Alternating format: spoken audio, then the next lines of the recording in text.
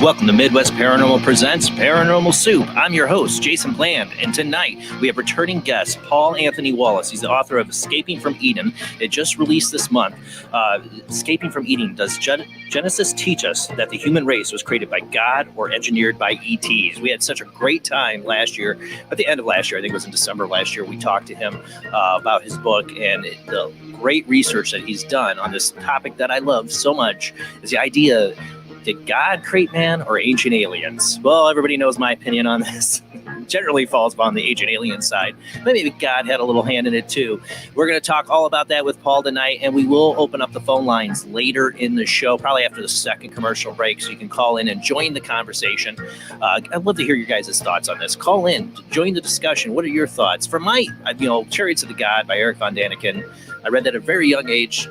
That I already had the feeling before I read the book that it was aliens, not God. When I, would hear the Old Testament Bible stories, that it had to be something, not God, something else. Early man witnessing something that they couldn't explain, and only through religious means.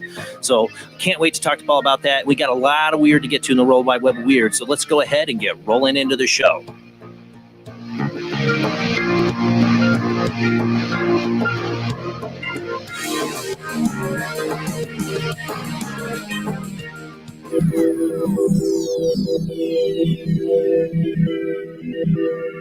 Welcome to another night of Paranormal Soup. As I said before, I'm your host, Jason Bland. Tonight, our guest, Paul Anthony Wallis, will be joining us after the commercial break to join the discussion. It'll be great to have him on the show again. Some guests I like to span out before I have him back on, but I felt like we had so much we didn't even get to last time he was on that I wanted to get him back on as soon as I could. So really looking forward to that. All right, my beautiful co-host is with me here as well, Jamie D. How you doing tonight, Jamie? I'm doing well, thank you. As you know, my favorite topic, ancient aliens. I wanted to watch Ancient Aliens today. I was busy with a 4-year-old who's constipated, but I wanted to watch a bunch of Ancient Aliens before the show to get ramped up for it. But I've been excited for it. Not that I've already seen like every episode of Ancient Aliens, but this is like one of my favorite topics. Alrighty, another ancient alien himself, from St. Florida, is Rob Archery. How you doing tonight? Doing good. Glad to be here. Yeah, we got a lot of weird to get to, so let's go ahead and roll into the World Wide Web of Weird.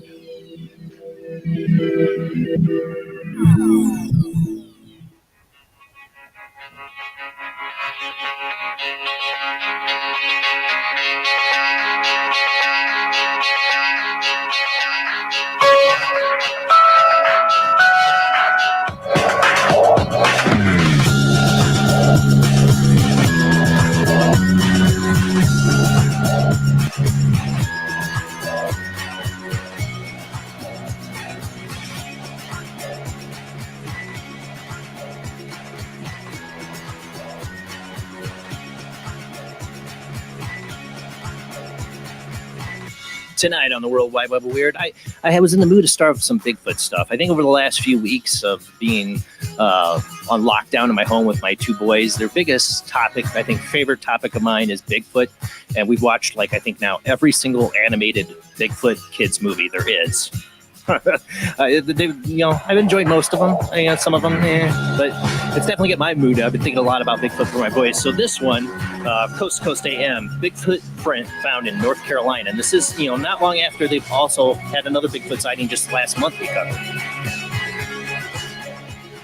For those listening on our Paranormal Radio Network, we are a webcast, and you can watch us on YouTube and Facebook, where we show videos and pictures. Tonight, not too much pictures or videos. We do have some stuff. But if you want to just listen, that's just fine. And don't forget to follow and subscribe us on YouTube if you haven't already. All right, so tonight, let's pull this up. A Bigfoot print found in North Carolina. A Delaware man visiting a state park in North Carolina stumbled upon a series of massive prints that may have been left behind by Bigfoot. The remarkable find was reported to Stephen Barcelo, who operates a cryptozoology and paranormal museum in the community of Littleton. According to him, the prints were discovered on Tuesday along an out-of-service road located within Middock Mountain State Park. Alas, when Barcelo ventured to the location to investigate the case later in the day, heavy rain had washed away all but one print, a partial impression. And you guys, there's a video. Go to Coast to Coast AM. You can go to the video. I'm not trying to advertise, but this is where I found it. There's a video of them, doing the plaster mold for this cast. It looks like a foot. These guys are doing the research, but it'd been great if there was just more than one footprint. But they said it got washed away. The discovery of the potential Bigfoot print follows a similar find that was made earlier this month, which we had on World Wide Web of Weird in British Columbia, leaving one to wonder if perhaps it has been in the case with many other creatures. Bigfoot is feeling more comfortable venturing out from the wilderness while the human population is locked down. And that's what I'm wondering. Are Bigfoots getting curious? They have to notice. They've spent all this time hiding from man. They have to pay attention to us somewhat to notice we're not around. We're not out in the forest hunting. We're not out in the forest hiking. We're not out there camping. So they start to get curious. Are they going to start coming down the mountain, to check it out? My boys have been watching all these Bigfoot movies, and that's what I keep thinking about is like, how many people are having Bigfoot experiences right now? I've been trying to pay attention to like some of the Bigfoot groups I belong to on Facebook to see if things, it seems like there's some activity that's up with Bigfoot. Maybe it's a hope. All right, we'll move on. Never know. Well, speaking of that, there are other creatures out there that people have been reporting for years. One of the ones, I don't cover this one a lot, but it is interesting to me.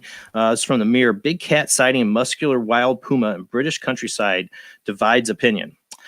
This picture to me doesn't look like it's just a regular cat in this picture. It looks like it could be a puma. You can find the picture at Daily Mirror, at the mirror.co.uk. Sorry. All right. Big cat sighting muscular wild puma in British countryside divides opinion. Woman took the picture in the countryside in Cumbria while driving to work, which has led big cat fans debating about whether that mysterious creature was real. Big fat cans claim some of the clearest pictures in Britain have been taken of the wild puma. A woman said she spotted the muscular beast in the countryside when she was driving on her way to work. Although the exact location of the spotting is being kept secret, the photos were posted by a Facebook group called Big Cats in Cumbria. The woman said she stopped to get something out of her van when she saw the animal eating a pigeon. Yeah, I don't think this was a cat. This looks like a puma, mountain lion. I don't know. I mean, it's hard to tell the size of it, but it does not look like a household cat to me. No. She was able to take 3 pictures before the creature disappeared. She added, the snaps match regular sightings of large cats spotted in bounds on Windermere in the Southern Lake District. There's other pictures you can see on the website, but this was like the best one she took. Members of the Facebook page remain divided on whether the pictures show a young puma or just a large domestic cat. It does not look like a large domestic cat to me. That thing looks like it could eat you. Yeah, I mean, it even has the right color for like a big cat like that. Not that house cats can't have the same color, but it doesn't look like a house cat. But again, these things might start coming out. I know they had in Chicago more of the wild coyotes. I mean, everybody knows they're there out in the streets because it's so quiet. It's drawn those people up. Oh, we lost Jamie. I'll bring her back on. I know it brings the coyotes down. This goes to Bigfoot. Look, they have not been able to confirm that this wild puma for years has been in England. I mean, England, you think they'd be able to figure that out or prove it. They haven't. And it goes to show why maybe we haven't been able to prove Bigfoot yet. If they can't prove this, they got these pictures to me as proof, but it's still not proven to them. This is the same deal with Bigfoot. Bigfoot could be real. It could be a real animal out there. We just have not, it's intelligent enough not to be captured or found. And easily hidden, I guess. But man, with this COVID thing, you got to wonder if they're coming out. They say, man, I thought this article is a prime example of these creatures getting interested. What's going on? They're going to get more photographed. I don't know. What are you going to say, Rob? Social distancing. Yeah. They don't know about. I would rather see a big cat like this than the one with like that 1,000 monkeys running toward the banana. That would. Oh yeah, freak me out. that was scary. 1,000 monkeys fighting over a banana in Thailand. I would not want to live in Thailand right now with all those monkeys. Nope. All right, so we got more monkeys. I know they were starving. I know. Feel bad for the monkeys, but I wouldn't want to get mixed up. I wouldn't want to try to break up that monkey fight. No. All right, this next one comes from Unexplained Mysteries. Man forced to isolate in haunted ghost town. All right, if you think isolating at home is bad, spare a thought for Sierra Gordo, owner and resident in Brent Underwood. Underwood, who purchased the entire 22 building from co-owner and resident Brent Underwood. Oh, Sierra Gordo. Owner. That's the name of the place. Sorry. Name's Brent Underwood. This guy that's there. Sorry. Underwood, who purchased the entire 22 building former silver mining town in California back in 2018, has been staying there temporarily to enable his caretakers to go home and check on his wife.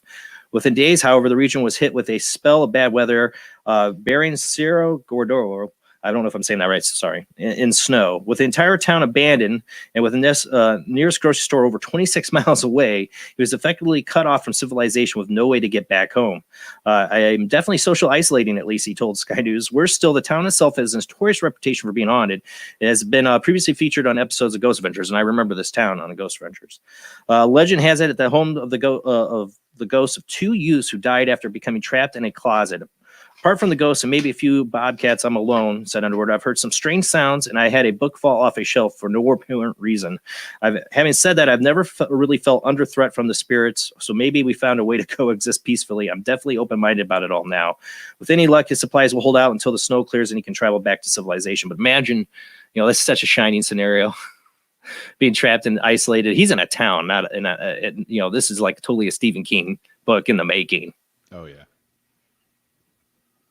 That's pretty cool. Yeah. See, us ghost hunters would be like, yay. Yeah. Be a cool place to hang out, unless it got really creepy. And then But if you were really locked down there, like you cannot leave. If it got creepy, oh, well, you're stuck. Stuck. I don't know what you're going to do. Hey, dudes, let's play poker. Come on. Put on your Pampers and crawl under your blanket and squeeze those butt cheeks tight and hope nothing grabs you. I don't know. You're screwed. Well, Indonesia is taking a drastic way of using the same kind of isolation technique, but as punishment. This comes from, I think this one's from Coast to Coast. Let's see. Yeah, Indonesian locked in haunted house after breaking coronavirus quarantine. Two people who were caught violating a coronavirus quarantine in an Indonesian village have been forced to live in a haunted house as a result. The strange turn of events reportedly occurred in central Java, where authorities have expressed concern over residents of nearby cities returning to their native villages in order to avoid lockdown orders. In response, officials requested that such individuals self-isolate for 2 weeks upon their arrival. So first they have ghosts out in the street trying to scare people to stay inside. And the second thing is they're punishing people by putting them in a locked haunted house. That's great.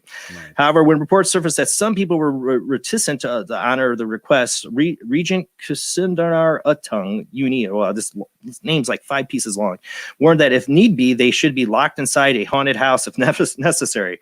Well, one might think that politician was being hyperbolic. It turns out that she was quite serious. Upon discovering that apparent individuals under quarantine orders had disobeyed the command, she tasked workers with cleaning up a notoriously haunted house so the two villagers would be imprisoned inside the spooky residence. They were locked inside an abandoned haunted house, she explained to a local media outlet, and they obeyed their order. They wouldn't have been locked in there. The previously abandoned residence is located in the middle of a rice field and is considered by villagers in the area to be home of a sinister spirit. It's uncertain how long the two people will be kept inside the haunted house, but officials assured residents that they will provide food and other necessities over the course of their stay there. Seriously, as a punishment, locked inside a haunted house. Man, I mean, like I thought the whole ghost on the street things was really silly. This is kind of sick. Yeah. I mean, I would stay there for, fun for free, but like the psychological thought behind why they're doing it is a little bit twisted. Yeah, you do this in America and you're going to have people like, I'm breaking the law. Look at me. Oh, yeah. Look at me. Yeah. Breaking the law. I'm outside. Go lock me up in a haunted house. Hold on. Let me grab my ghost hunting equipment. I'm gonna sue you. Yeah. But, Jamie, Rob, you have to stay in a haunted house this week as a punishment. We'd be like, oh, bummer. Okay. Let me grab my portal. Yeah. But you know, Can I these bring people my are cup different. out? These people are different culture. You know, we talked about a number of stories worldwide, but weird come out of Indonesia. They believe in a lot of Yeah. things that, you know, Western culture just is like, yeah, that's not real. But they do. And so these people are probably terrified. What's going to happen if they actually had like a heart attack or something? Like just got like actually like scared to death. Like something scared them that bad. I mean, it's like, you know, you saw Zach Bagans' Demon House, and you've seen Zach Bagans lock himself inside like a demon house when he like supposedly went blind from it. You know, there could be some serious repercussions for doing this. Yeah. But man, what a far out way to go to punish your citizens. Well, we'll see if it works. Well, with everybody isolating right now, and you know, an American Western thing, what do? We get locked into our haunted houses. We do TikTok videos. I don't think this person knew his house was haunted. I don't know if this is haunted or alien, and I'll get to that in a second. This has been super viral. I got this unexplained mysteries, but it's been all over the place. Viewers spot eerie figure in viral TikTok video. Social media users were quick to spot a peculiar extra poking its head around a corner in the background. With most people now stuck at home all day due to the coronavirus lockdown, many have chosen to share what they've been up to on social media with trending video sharing platform TikTok. I don't use TikTok, just so people know. I don't get it. Proven to be one of the most popular destinations thanks to its simple and addicting format. Not for me, it wasn't. I guess I'm old. One recently uploaded video clip, however, which shows TikTok user Rubik's Cube showing off his dance moves to Doja Cat Say So, and I don't have that playing. I took the audio out. Sorry, guys. Quickly went viral for rather unexpected reasons. Despite the fact that Ruben clearly mentions learning that dance while being home alone, eagle-eyed users wasted no time spotting a figure. Oh, he mentioned he was home alone. Sorry. Eagle-eyed users wasted no time spotting a figure poking its head around the wall on the top of the stairs. And that's the thing. People see this. You see it. It's really quick. Go ahead and start the video so we don't run out of time here. So you're going to see the regular video, and then I zoom in, and then I show you stills of it. It's going to be right in the right corner of the stairs. You see a little thing pop in. It's probably hard for people to see, but we're going to zoom in. Let me get the whole picture up, too. Yeah. Yeah, watch it. I don't know. It's like a little sock puppet or something sticks its head out. I don't know. It's small. See it? It like takes a look. He has no pets. He said he was home alone. Look at those dance moves. He's got him down, man. I'm telling you. Looks like a cat. He says he has no pets. So Now like it looks to me this people will do anything for clout on TikTok. I know. That's I'm going to get to that. I agree. So, but this, look at it. Kind of looks like a little alien with a fedora on. I don't know. Maybe it's my imagination. The way it moved was the cat being like, "What the hell are you doing out there, dude?" You're dancing. You suck. Let me get it. But like I said, people will do anything to get noticed on TikTok. Yeah, I don't and get know. their view counts up. Yeah, I mean, it's possible. It could be shenanigans. I can't tell you. Go ahead and play it again. And if you reverse it back, it'll have the slow-mo of it up close, hopefully.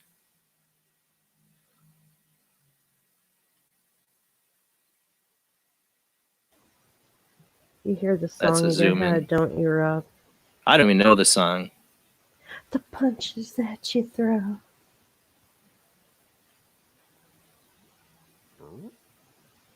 See, like pops in, and it's a slow down. Like I said, it looks like he's wearing a little fedora, and then pulls It up. looks like an animal, like a dog or a cat. Looks like a sock puppet to me. Mr. Hanky. Yeah, if he doesn't have a cat, I mean, that's pretty weird. If he really doesn't have any animals in the house, I'd be wondering what the hell was that. I bet he has a sock puppet if he's alone. Yeah, exactly. Why is your sock standing up like And that? it's so starched out now that it can just like walk itself down the stairs. It's alive, a sock. No, that's so Ew. bad. Those poor guy's alone. I don't know. It's weird. I don't know. I mean, there's just no way of knowing if this guy's really truly alone or and not pulling any shenanigans or what is it? He has no pets. I don't think he started out with shenanigans, but once people are like, yo, what's that on your stairs? And it's like easy to be like, oh, I don't know. I live alone. What is that? Get my views. Video part 2. See what it is. I tell you, it looks like a little alien with a little top hat. It does kind of look like it in the still frame. Yeah. He's got a little fedora. Okay, let's move on. All right. From ghosts to aliens, here we go. French intelligence officer speaks out on UFOs from unexplained mystery. Former French intelligence director has made the claim that UFOs could be coming from parallel worlds. I like this guy already. There have been many theories concerning the nature and origins of UFOs over the years, the most widespread being that they are either government black projects or intelligent alien visitors. According to Alien Juliet, is his name, is that Alien? A-L-A-I-N? I don't Juliet, former director of the Intelligence French Directorate General for External Security, or DGSE. It is also possible that UFOs may be coming from parallel worlds. During a recent interview with Parrish Match, he outlined his thoughts on the phenomenon. In particular field of UFOs, not to mention the people who see flying saucers landing in a field, there are fighter pilots, astronauts, people who are anything but funny and report very precise observations, he said. We must not say that they are nonsense, but just recognize these are things that escape us. It is obvious that these machines or these appearances do not function according to terrestrial laws, and particularly they are not subjected to gravitation. On the parallel worlds theory, he added, for comparison, I fly with its faceted eyes can see dimensions others, even though it lives in our world. Perhaps, therefore, they are things that are in our universe that we cannot see in normal times because they are not in our field of vision. Perhaps from time to time something happens that a phenomenon passes through our field of perception before disappearing. Well, they do more than that. If there's alien abductions you believe in, which I do, they're a little more physical than that. But, this is a top, official and French intelligence coming out and saying he believes they're real and he believes they're from parallel worlds, possibly. So I don't know. That's my theory is parallel world time travelers in a way. They come from a possible future of ours to our past. So if they step on a butterfly, it doesn't matter because it's not really their past, just looks like their past kind of idea. I don't know. Something I've speculated about for years, and I've wondered. And tonight we're going to get a lot of alien stuff when we talk about the ancient aliens and that. And maybe we'll get Paul's take on parallel worlds and universes and aliens, and what's the possibility? Are these ancient aliens or ancient dimensional travelers? All the above. I don't know. It's something we ran out of time last time he was on, so we want to make sure we get to. All right, this last one is a UFO video. UFO exit volcano in Mexico. On video from Mexico seemingly shows a UFO exiting out of the country's largest volcano. The curious piece of footage came to light by way of a webcam that watches over the massive Popocatépetl, I know I can't say that, volcano near Mexico City. Since the location has long been suspected of being some kind of alien base by UFO enthusiasts, the online stream is popular haunt for anomaly hunters hoping to catch glimpses of something out of the ordinary.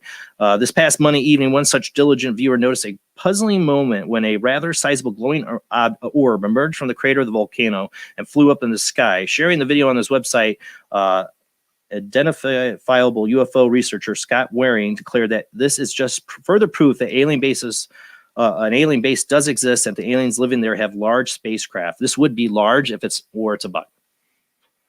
You see it either be really big or it's really close to the screen. It's a bug. It do not look like a bug to me, though. It looks like it's something out there. It looks like, I've seen the bugs IR footage. It looks like it's something flying out there.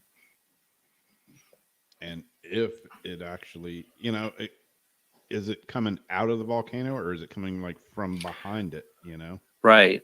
I mean, if it's coming out of the volcano, that's some badass technology to withstand that kind of heat. Well, if you can withstand space and all the stuff in space, you probably can handle a volcano. That's true. You know what I'm saying? Yeah, and what would better way but to hide a base is somewhere fiery and hot, too hot for most people to stay away from. Yeah. I don't know.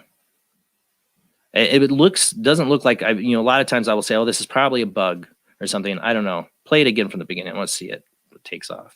And this is still shots of this webcam. You got to realize it's not total real time. It's missing frames. That's why it kind of kind of paces through the video.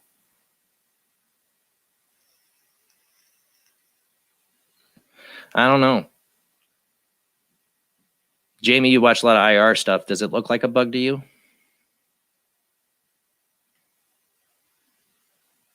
I think if it was a bug, it would have a little bit more of an erratic path. Yeah, that's why it doesn't feel like it's a bug to me. It doesn't feel like a bug to me. Bug or UFO? Yeah, no. My mom said, maybe it's some big fiery rock from the volcano. Man, I don't know if they shoot out straight like that. It'd be pretty big. Yeah. If that's a UFO, it'd be huge, because you got to think that's a whole mountain right there. I mean, that's a huge volcano. It'd be a very big UFO. I couldn't tell you the size, but it'd have to be pretty big. Yeah. I really And this don't feel like it's a bug, though. And we've had other UFOs from volcanoes before. It seems to be more and more of a common thing, but I think it goes way back. We talk about the ancient alien stuff. I think that goes way back. All right, but that's it for the World Wide Web of Weird. You know, I had some little coronavirus tie-ins, but I try to keep it, on the paranormal side as best I can. Tonight's guest is Paul Anthony Wallis. He'll be joining us after this commercial break. Don't forget to subscribe and follow us on YouTube and Facebook. We do have a Patreon. If you want to help the show out, it's $2 a month. Just look up Jason Bland, Paranormal Soup. Rob and Jamie share the links in the Facebook and YouTube chat rooms. You can find it. And after our second commercial break, we will open up the phone line so you can ask your questions or join the conversation. Your thoughts. I want your thoughts. What do you think? Are aliens responsible for the human race? Who's responsible for us? Aliens or God? Who wants to take the responsibility? We'll see. We'll talk about that tonight with our guest, Paul Anthony Wallis, author of Escaping from Eden. Does Genesis teach us that the human race was created by God or engineered by ETs? We'll be back after this short commercial break.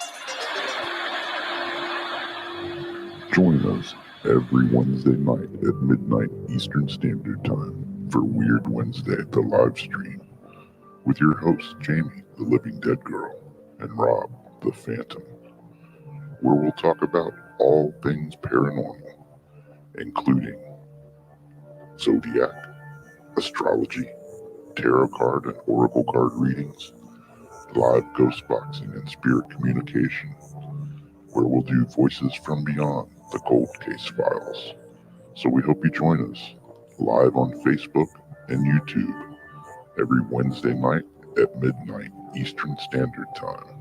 We hope to see you there. Bye-bye.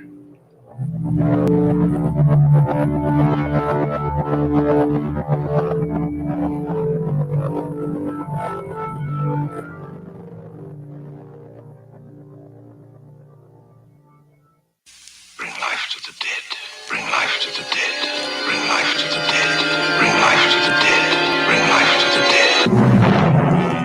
Enter the occult world of necromancy. You were brought here for one purpose: necromancy. A ceremony dating back to the pre-Christian era. It's the art of reviving the dead. It requires involvement with evil spirits by the person performing the act. The devil god brings life to the dead. No, please. No, please. And death to the living. Necromancy, starring Orson Welles and Pamela Franklin. From Cinerama releasing. In color, rated PG, parental guidance suggested.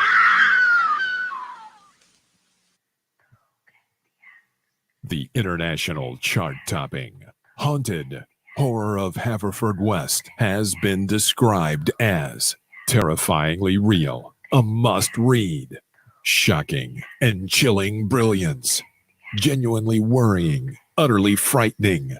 Don't read before bed. Described as one of the spookiest writers out there, best-selling author G.L. Davies presents Haunted Horror of Haverfordwest, the true paranormal account that is shocking the world. Dare you enter? Dare you read? Haunted Horror of Haverfordwest is available on Amazon, Barnes & Noble, Kindle, and wherever books are sold. Pray you never have to live there. He is conducting an experiment into the combined effects of sensory deprivation and hallucinatory drugs. The subject of the experiment is himself, and the experiment is out of control. Ken Russell's Altered States, a film that must not be missed, is in the West End now. Altered States, Certificate X.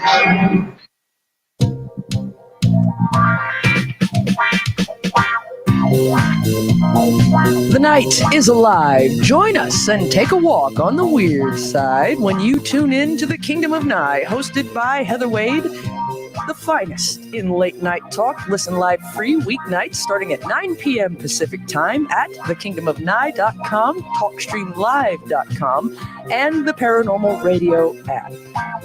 Wanna take a ride? Do you like rock and roll? Do you enjoy a good story? Wish You Were Here, A Rock Fantasy, is a book inspired by Badfinger. It will not only entertain you, but intrigue you. What is it about? Well, Thomas is searching for his bandmate and friend in heaven, and in spirit has helped pen this story. He meets an old friend and famous new ones on his afterlife voyage. Midwest Book Review said, Wish You Were Here, A Rock Fantasy, is a book inspired by Badfinger. It's a quirky story by Joyce S. Isaacson and is unique, original, and deftly crafted metaphysical novel that showcases the author's genuine flair for character and narrative-driven entertainment that is simply riveting from first page to last. Wish You Were Here, A Rock Fantasy is now available on pennantpublication.com, Amazon.com in paperback and hardcover, and also on Kindle Unlimited. So check it out now. Wish You Were Here, A Rock Fantasy.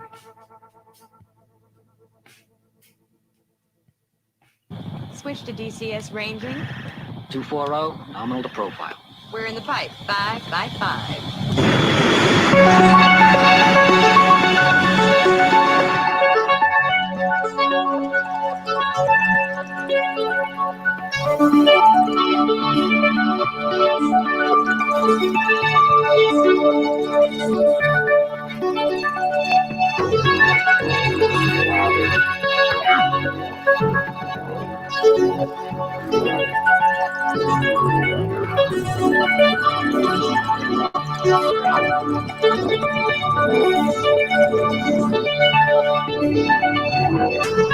Tonight on Paranormal Soup, we have returning guest Paul Anthony Wallis.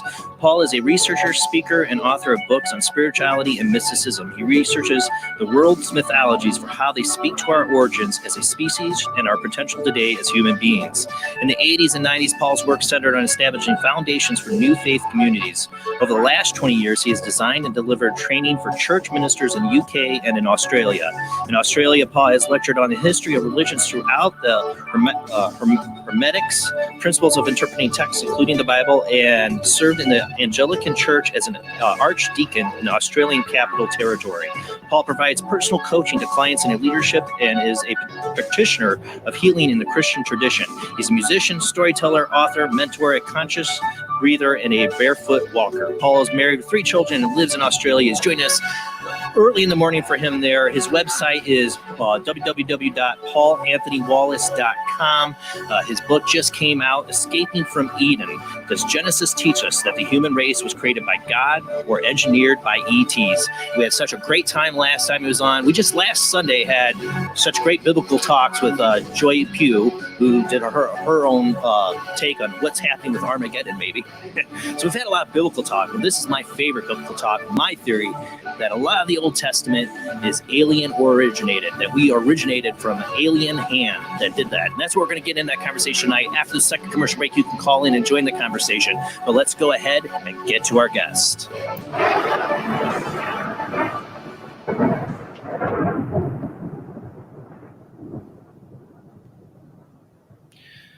Thank you for joining us again, Paul. It's great to have you back on the show. G'day, Jason. It's great to be with you again. And g'day, Rob and Jamie. Look at this. This is the beauty of time travel. The internet, time travel. It's all bright and sunny. Look at where you're at, and it's like I'm down in a dark basement. It's a beautiful sunny day where I am. Yeah. Well, I wish I could be in Australia right now, or maybe not. I don't know, but I'd like to have the warm weather. That'd be great. It hasn't made up its mind for spring here. When they let us travel again, you're very welcome. One day. Well, we had such a great conversation with you last time. Your book hadn't released yet, but it did come out, last week?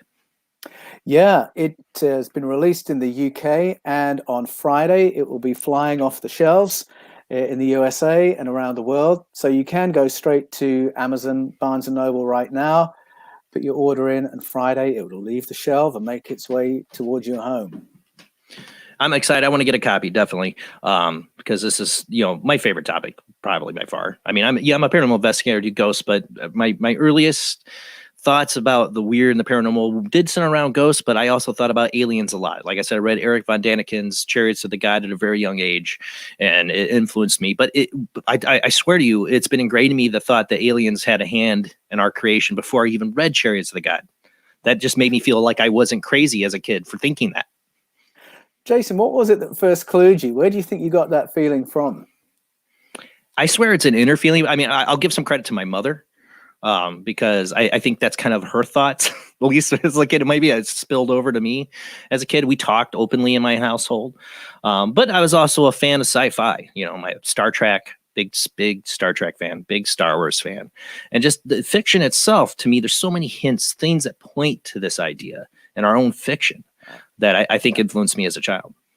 Well, fiction is full of non-fiction, that's for sure. I've become convinced through researching for Escaping from Eden. I think there's far less fiction in the world than we generally think.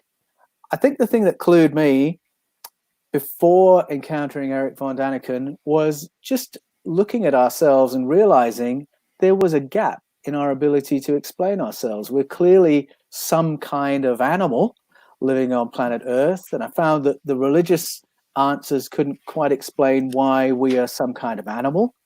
And then the scientific answers I was hearing couldn't explain how it is we're so different. Because the only reason we're at the top of the food chain is because of higher consciousness, intelligence, and technology.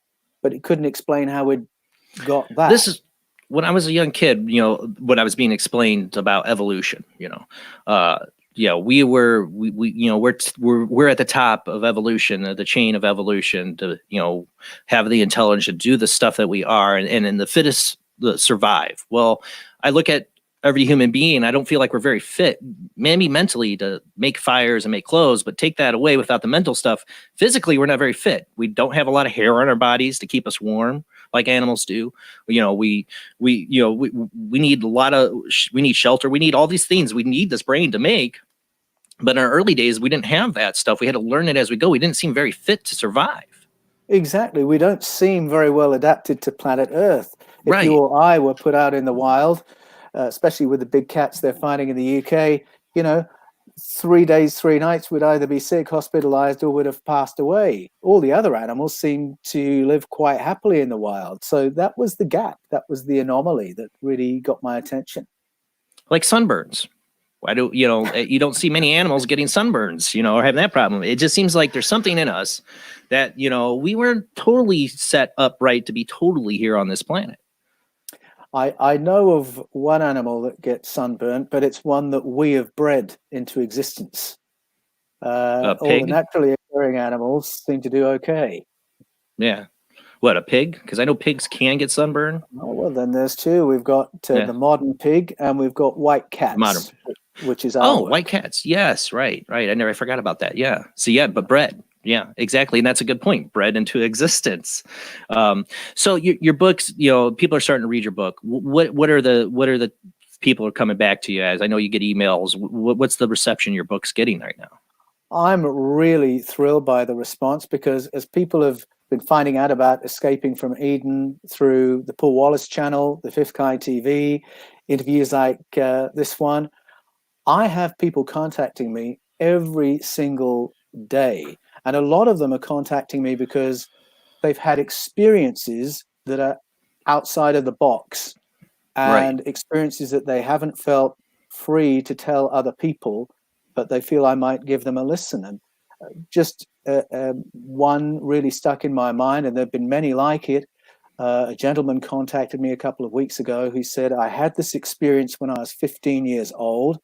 I've told no one about it other than my wife and the person I was with when I had this experience. It was a close encounter. I've told not another living, breathing soul in the 50 years since it happened. But I want to tell you because I still need to process what happened. Now, I feel really privileged when people contact me like that. Right. But it really goes to show the power of fear, shame, and ridicule that keeps people from being able to speak about the experiences they have. And many of the experiences people report to me are close encounters, but there are others as well, sort of transdimensional experiences, paranormal experiences. And so that's been a big part of the response. I hear from people who are of any and every kind of belief, religious people, non-religious people, who have either seen, experienced things, or they've seen things in texts that they think, wait a minute, this just does not fit with the story I've been taught, and I need to work this out. So far, I've only had 2 or 3 sort of negative bits of response. I've only had one person say to me, Paul, let's stay friends, but I won't be reading your book. Everybody else is engaging with what Escaping from Eden is on about. Is the resistance from people who are like Christian and are like, no, the Old Testament's God, these aren't aliens? Is that the resistance mainly? Sometimes I do find people who have a Christian belief struggle at first, thinking, hang on, this doesn't fit with what I already believe. And either, therefore, Paul must be wrong, or I've got to do some working out here. Yes, the guy who said, let's stay friends, but I won't read your book. Yes, he was a Christian. And it's not ridicule on them. I'm not trying to ridicule them for their beliefs. I'm not. For me, though, somebody I've been interested in the Christian religion. I've read the Bible. There was a period of time where I got really interested in Jesus Christ. I have a fondness for the idea of Jesus, and that he was real and maybe the Son of God. I feel like there's a lot to that. But with somebody like you who says, you're a Christian, but you see what I see in the Old Testament. And I've always said this, my wife can testify to this every time I've talked about the Christian religion, like, listen, I get the New Testament. I get what Jesus is trying to say, I think. But the Old Testament, that feels like a wrathful, vengeful God. He's a real jerk to Abraham, making him, think he's going to have to sacrifice his son. I mean, just sadistic stuff. None of it ever sat right with me. Like I could see how the New Testament, takes you, what Jesus' story, I fell in love with that. But the Old Testament is nothing there I love. To me, what I love about it is, it's always been man trying to describe an extraterrestrial presence on Earth and their interaction with them. Well, that's right. And right at the beginning of the Christian story, there were very significant church fathers who were very honest about that struggle and were saying, look, we like how Jesus speaks, and if God is the way Jesus shows us, that's awesome. But God can't be like that, and like he is in those old Elohim stories in the Hebrew scriptures. And they had a big and an open conversation about that.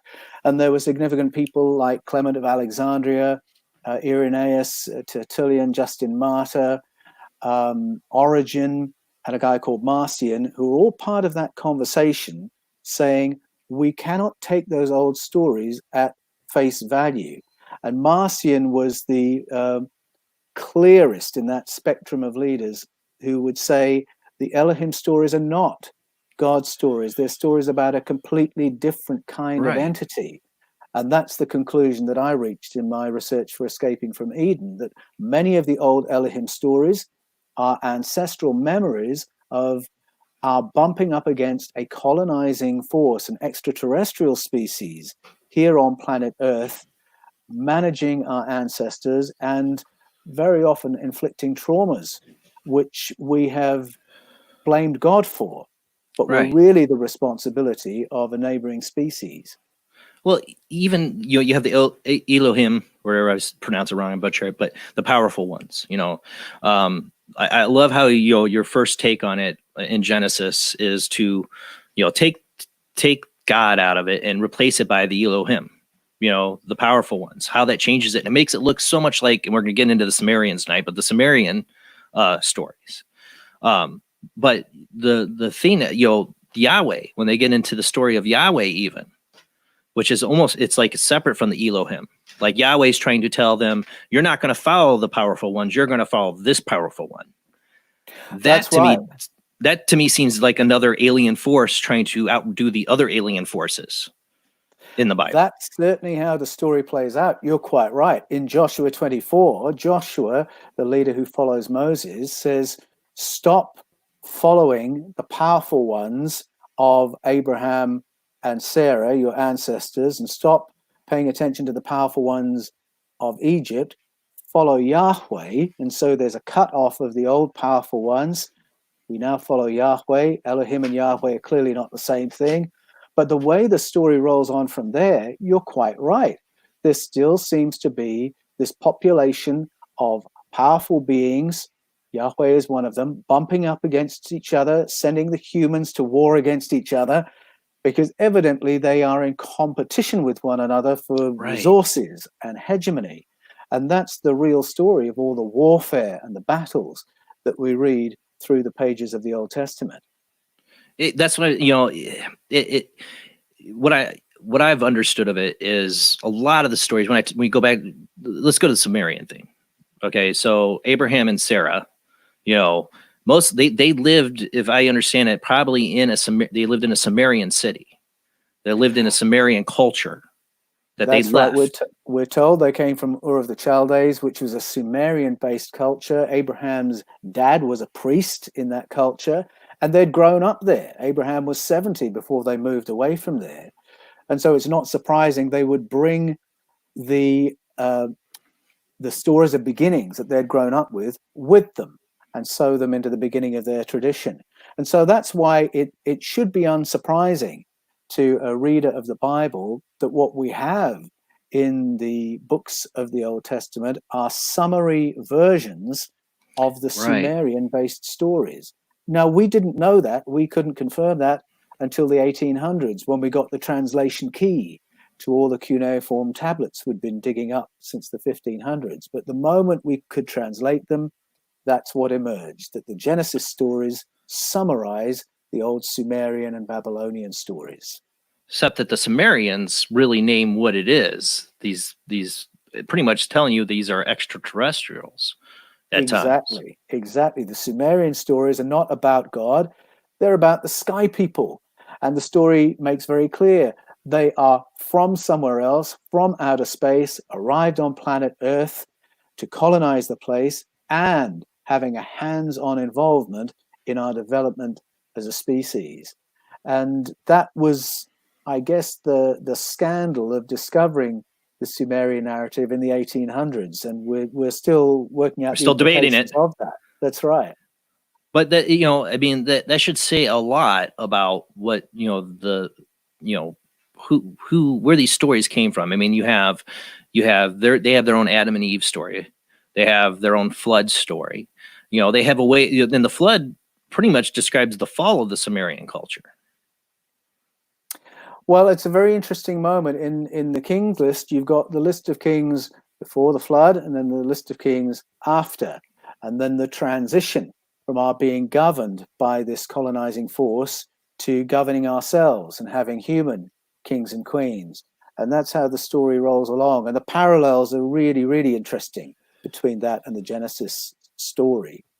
In the Sumerian narrative, the handover to human kings and queens appears to be a peaceful one.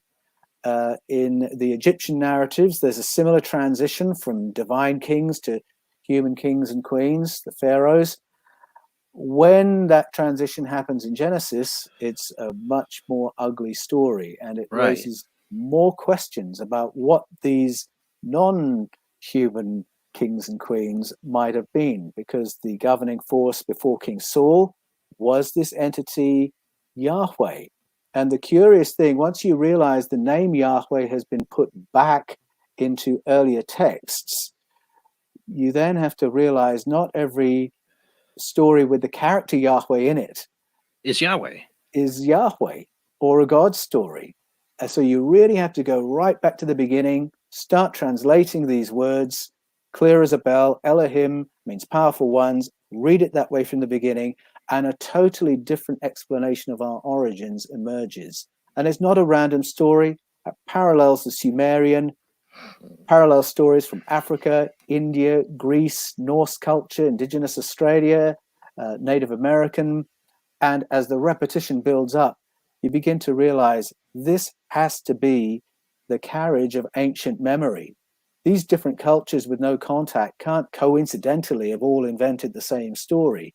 We are being told something about what happened to our ancestors and where we came from. Why do you think it's been, all these years? I mean, besides the religious, I can see why churches have tried to hide this over the years. The Old Testament's great for, fear of hell and all the other, stuff, the 10 Commandments. It's got a lot of rules. New Testament's not so much. Compared to the Old Testament comes to rules. I can see why they'd want to say, "Oh, this is God too. This is God too." But why do you think the bigger picture why it's been suppressed all these years? It still is, in my opinion. Yeah, I think lots of reasons and lots of moments. I think within the story of the Bible itself, you've got a very broad consensus among Bible scholars that the Old Testament, the Hebrew Scriptures, took their current shape sometime in the 6th century BCE. And when it was redacted and reworked to turn it into a single work, the scholars who did that were monotheists. Judaism was a monotheist religion by that point, and they wanted to sow the message in that there is only one God. There's only one ultimate source of all things, which is great. That's a great message. It's a really vital truth. There is only one source.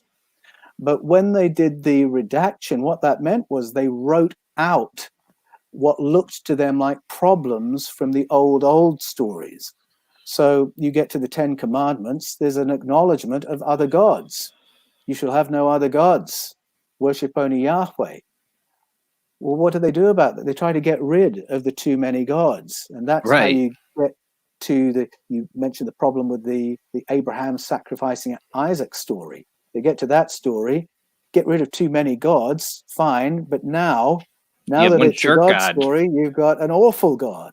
Yeah. And that's what happens. There's all these moral distortions as they start writing God into non-God stories. So that was one moment. I think probably they thought they were following Joshua's command to forget the powerful ones and write them out of the story, but they garbled the story in the process. And then when you get to the beginning of Christian history, part of the discussion about whether there should be a Bible made of the Hebrew Scriptures plus the apostolic writings, part of that debate was what do we make of those old stories? Do we believe they're God's stories? And there were discussions and votes taken. And those church fathers who said, no, they're not God's stories, we need to put them to one side, they were excommunicated. So that happened to Marcion. You're wrong, get out. Who was very clear on it. And it happened to Origen, who was a really, really important church father and taught Christians how to do the work of interpreting texts. But he again said, you can't read those as God's stories. So they were excommunicated. Very clear message sent. We're getting rid of the idea that those are stories about other kinds of entities. We're monotheists. There's us, God, angels, demons, animal, vegetable, mineral, nothing else. And then you get to about 381 AD, Emperor Theodosius illegalizes all non-Christian religions. So all the other indigenous traditions who had carried this memory of ET interventions in our past, they were legalized, their texts were burned or archived, and you just weren't allowed to tell those stories anymore. The priesthoods who were able to read the Egyptian hieroglyphics had to be gotten rid of. which was an incredible exercise, 381 AD, trying to control what's real news, what's fake news. It's still control the happening. narrative. It's still happening. It's what It's still empires happening. always do. Yep, The you're totally right. empire will tell you what's the truth, and everything The else you victor forget gets to about write it. the history. Exactly. And so it rolls on. 1600, they were burning people at the stake. I'm thinking of Giordano Bruno, burnt at the stake for merely suggesting there might be intelligent life on other planets. Again, a very clear message. You go off script, you're going to be in trouble. And then into the 20th century, of course, we get to the National Security Act of 1947 in the States, which classifies all official UFO research. And so in every age, you can find moments like that that just say, this is off topic, this is not allowed, this is not true. We'll tell you what's true. And it's Nothing to see here. Move along. Yeah, exactly.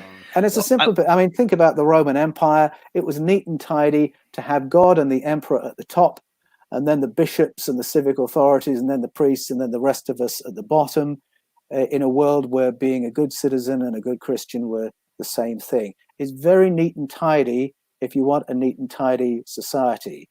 But ask no questions. Yeah, ask no questions. Whereas if you want a curious, empowered population, well, then you might leave other possibilities on the menu. This I want to get back to too, because the Sumerian thing is so interesting. This is from Ron in the chat room. Was the king's list before where the kings had a longer lifespan? Yeah, it was like what 24,000 years and 8 kings, something like that. Yes, that's right. So reigns of thousands and thousands of years.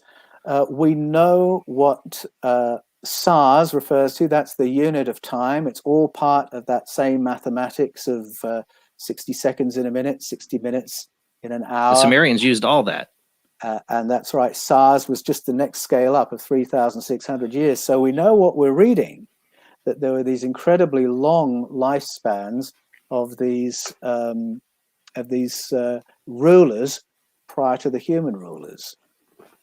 And, you know, you have this, I find interesting about the whole Sumerian history and the culture. What we can understand about it is, you know, we have these aliens somehow coming here, probably genetically making us to be good little worker bees for them and mining. You know, we found mines that go back 200,000 years for uranium. In Southern Africa. That's right. I mean, we're talking to Sumerian times was what, 6,000, 10,000 years ago?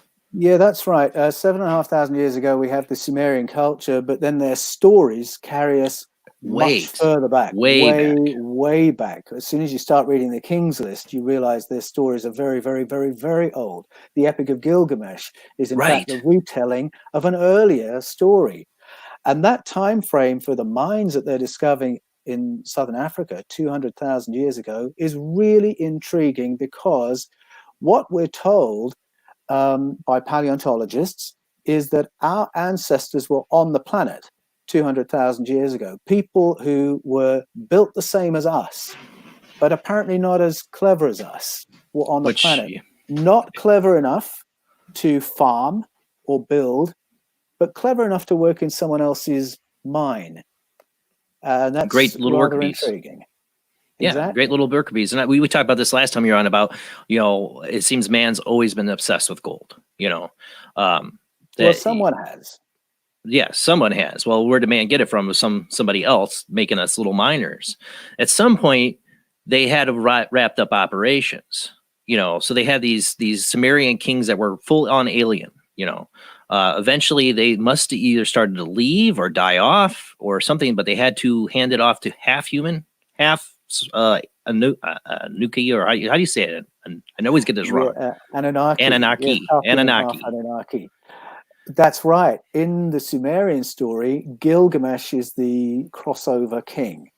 He's a giant, right? He's a hybrid. That's right. He's a giant, and he's a hybrid between human and Anunnaki. And what's so fascinating about that is that we had the opportunity to, I believe, to DNA test the remains of Gilgamesh in 2003 when we went into Iraq. Right. This was the George W. Bush invasion of Iraq. Within a matter of days of going in. Allied forces were supporting an archaeological team headed by a guy called Jörg Fassbinder, who had identified the probable location of Gilgamesh's tomb. And he was so confident, he went on the news, he went on the BBC, and he said, we're 99% sure this is the tomb of King Gilgamesh. And then silence. We didn't hear any more. Didn't hear any more until 2005, when he was being interviewed by a French magazine, and he said, we decided not to investigate any further. We decided it would be safer to bury the site because there's so much instability and looting. We thought you're talking about one of the greatest archaeological discoveries of all time. If you found Gilgamesh's tomb, of all time, absolutely critical, because if they could find that sarcophagus, DNA tested, then we can falsify or verify these old stories. If we falsify it, we say, all right, it was just a story. He's human. Verify it, and our whole world changes. But to me, there's a credibility problem here. It was important enough for us to get to that site that within days of that invasion, Allied forces were enabling the team to get there. But in the 17 years since, it's not been important enough to investigate any further. And we're in Iraq. And we're there. It's not the most safest place, but we could go back and look into it, but we haven't. And if this was actually alien DNA, do you think our government, when they went in 2003, because at that time also what's going on is many things were being stolen from these museums, like objects for going back to Sumerian times, just stolen either from collectors. People that went in with a mission. It wasn't just like people ransacking stuff and just breaking or taking. No, these were people going in, black ops people going in, taking stuff and taking off to whoever wants it in their collection. Well, not just black ops stuff. Allied forces went in, and many of those units were dispatched immediately to archaeological sites to retrieve items. I remember this. There's not black ops. These are our military. These are our men and women going in, and that is their task. And then we don't hear what they've retrieved or what was found or what the implications are. See, well, I've heard that hired, not our military, but like hired mercenary black ops, like people were sent in at times and stole stuff as well. I've heard those rumors over the years. I'm sure that would have been happening as well. But it was part of the coordinated. But I remember a military doing it, protecting archaeological sites. But what happened to all this stuff? In Gilgamesh, last week we had author Joy Pugh on, researcher, and her all focuses mainly on the Bible and Armageddon and all this stuff. But she brought up Gilgamesh's story. She found very interesting when it comes to its comparisons to human cloning now. And the creation of like a golem, and Gilgamesh being this entity, this giant that had to find a new vessel to inhabit. Because its ancient body was dying.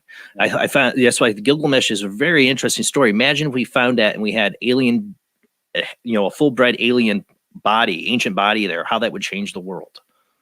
It's so interesting because today we have the frameworks in our thinking for understanding the story. We know what genetic modification is. We know what cloning is.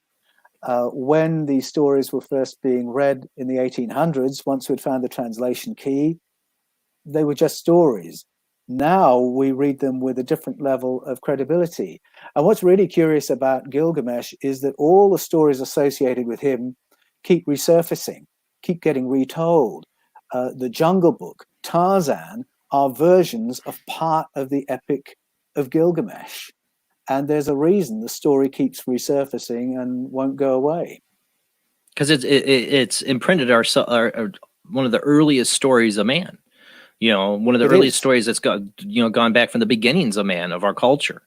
The interesting earliest piece of literature we have, and it's a retelling of something even older. Even older, yeah.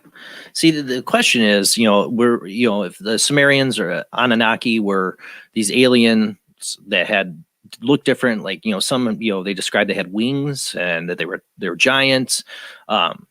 The interesting thing, if what would happen to their genetic crossing with humans? Are we part Anunnaki, or are we part something else that they inbred, another slave race? That's the question: is what is our relationship to the Anunnaki? It's really intriguing, isn't it? I mean, if we'd actually done the DNA testing, which I think did happen, I just think it didn't happen in public. Made public, yeah. We could answer a few more questions, but I was really fascinated when I was doing the research for Escaping from Eden. I was amazed to discover how many top-level, credentialed, senior scientists in the field of DNA research hold to the belief that our genetic coding came from off-planet. And when you read the studies of Maxim Mikulov and Vladimir Sherbak, who are top in their field of studying the human genome, they talk about a whole chunk of our DNA being junk DNA. Junk DNA. Non-human DNA. And then on top of that, they say there's coding in our code that proves this isn't random, that this didn't happen by chance, but that it was engineered by an intelligence. And you put those things together, and they are really confirming some of the most fantastical elements of ancient stories like Gilgamesh. Like I say, you see it in our fiction. One of my favorite, I'm a big Ridley Scott fan. I love the Alien series. And Prometheus. You know, I really felt like Ridley Scott's got to have done some research into some of these ideas. You know, the whole idea of nobody's seen Prometheus. I'm not trying to ruin it. I'm sorry, but it's been out for years. Go see it. Is that these progenitors, these original archetypes, made us like with these genetic experiments. They ended up turning bad and could be an alien weapon, which would be the xenomorph. But they also wanted to wipe us out after figuring out that somebody went down Prometheus and created us. They wanted to go back and just wipe us out. What do you think are the Anunnaki? What do you think happened to them? Your personal opinion. Are they coming back? Are they going to wipe us out? Are they here now? What do you think some of the evidence points to?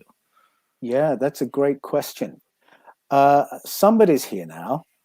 I think that the picture that we're given in ancient texts of a sky council, which appears to be a number of different presences around planet Earth, all seemingly with a stakeholding in Project Earth, I think that's probably still the case. And if you go to a different start point to the policy of silence that came in 1947, I think it's not hard to reach a similar conclusion. As to the Anunnaki and the Sumerian story, if they're part of the presence, I'm not sure, because it does look like we were colonized in the ancient past and then the colonizers withdrew. And I wonder if something similar happened on planet Earth as happens when we invade each other's countries. Because when we invade each other's countries, we go in initially with great force. It has to be very visible. Our presence, physical, overbearing. We just dominate the scene. We are the military. We are the police. We are the news. We're the education. We're the banks. And we run everything.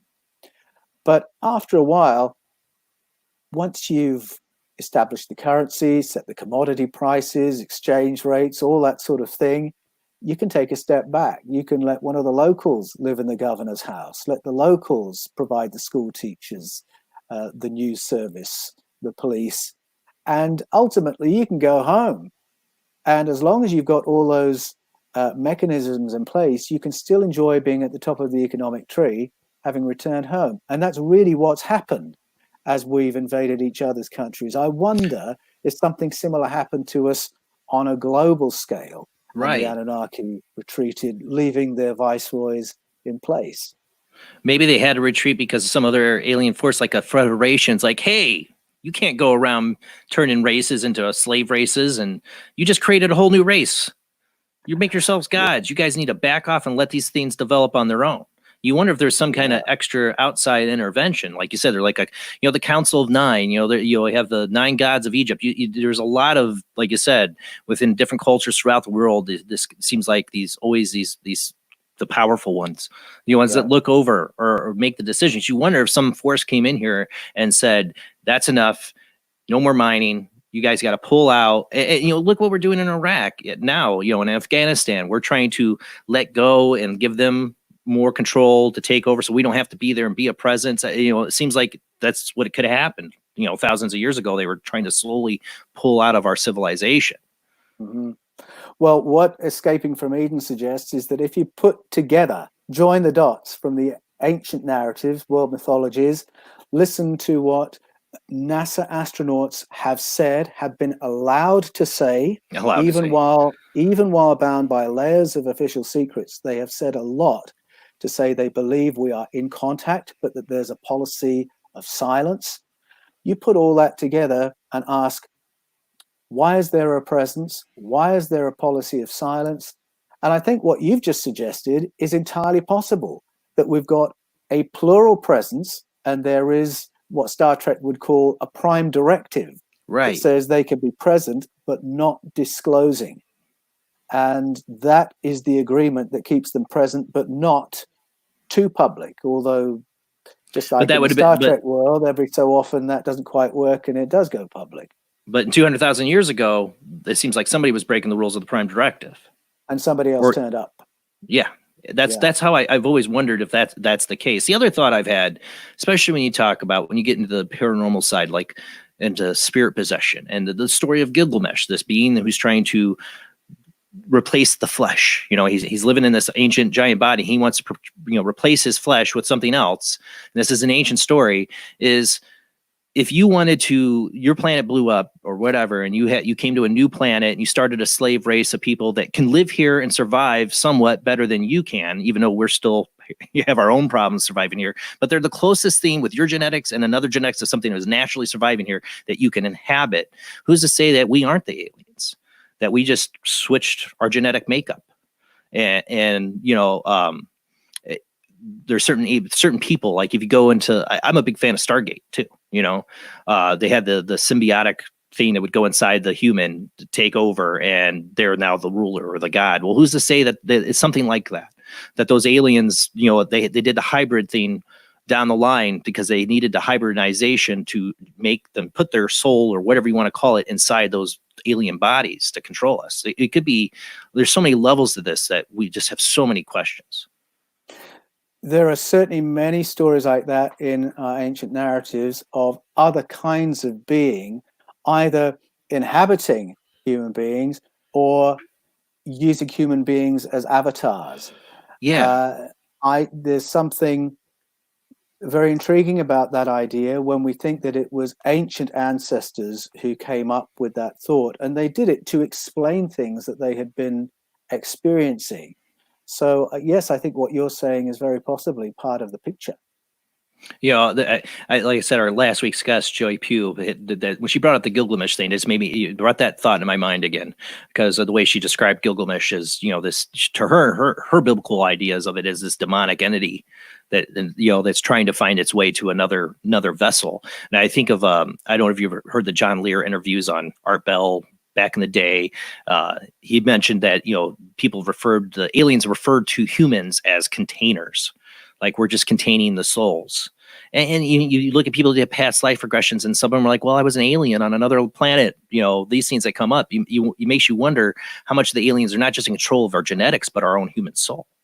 Because that's what the Bible's about, isn't it? That's a very good question. And then when you go to the Gnostic Gospels, you've got entities identified as archons, who appear to be energy-based life forms, but who want to act through biological life forms like us. And so they do that through almost like a parasite, feeding off our energy and then influencing our thinking and our emotionality to get the outcomes that they want. And archonic stories are part of the Genesis narrative and many others around the world. You look at even in the New Testament, Jesus tells the demons to leave the body of this person and go into the swine. They have to go into something. I remember I actually watched, you did a video on COVID-19, and you talked about the archons. That reminded me of that. You brought up an episode of Star Trek that I love, The Day of the Dove. The Day of the Dove, that's right. Yeah, because in that, I don't know if I brought this up to you last time we talked or whatever, but I had a shadow person experience. And that's when I was 17 to 18 years old. It shaped my mind about the paranormal a lot, that I believe there are negative entities we don't understand that are out there. I do believe people feel they are being possessed, that this is a real phenomenon because of what I went through. This thing fed off my anxiety and fear. And I love the Day of the Dove because that whole episode, it's the Klingons and the Enterprise crew, the red shirts included, that die. And this entity does everything to pit them up against each other, and it just fights off of all their anger and fear. It makes Chekhov think he has a brother that never existed. It does all these things, and you brought that up in that video did talking about how we during this time, how fear and like this could be fed off of by these archons. And I brought up on the show just a couple weeks ago, Paul, about my fear with my shadow person experience, that there are entities that feed off these emotions, and everybody's anxiety is so high right now with this. Are there things that are feeding off this? I mean, is that the whole planet? Yeah, I think that's right. I think when you read the Archon stories in the Gnostic Gospels, one of the things to come away with is realizing you have to be really deliberate and conscious and careful about what emotional state you allow yourself to go into, where you let others take you energetically, because people can manipulate you if you are in a bad state of mind. Authorities can manipulate you, and other kinds of entity can manipulate you.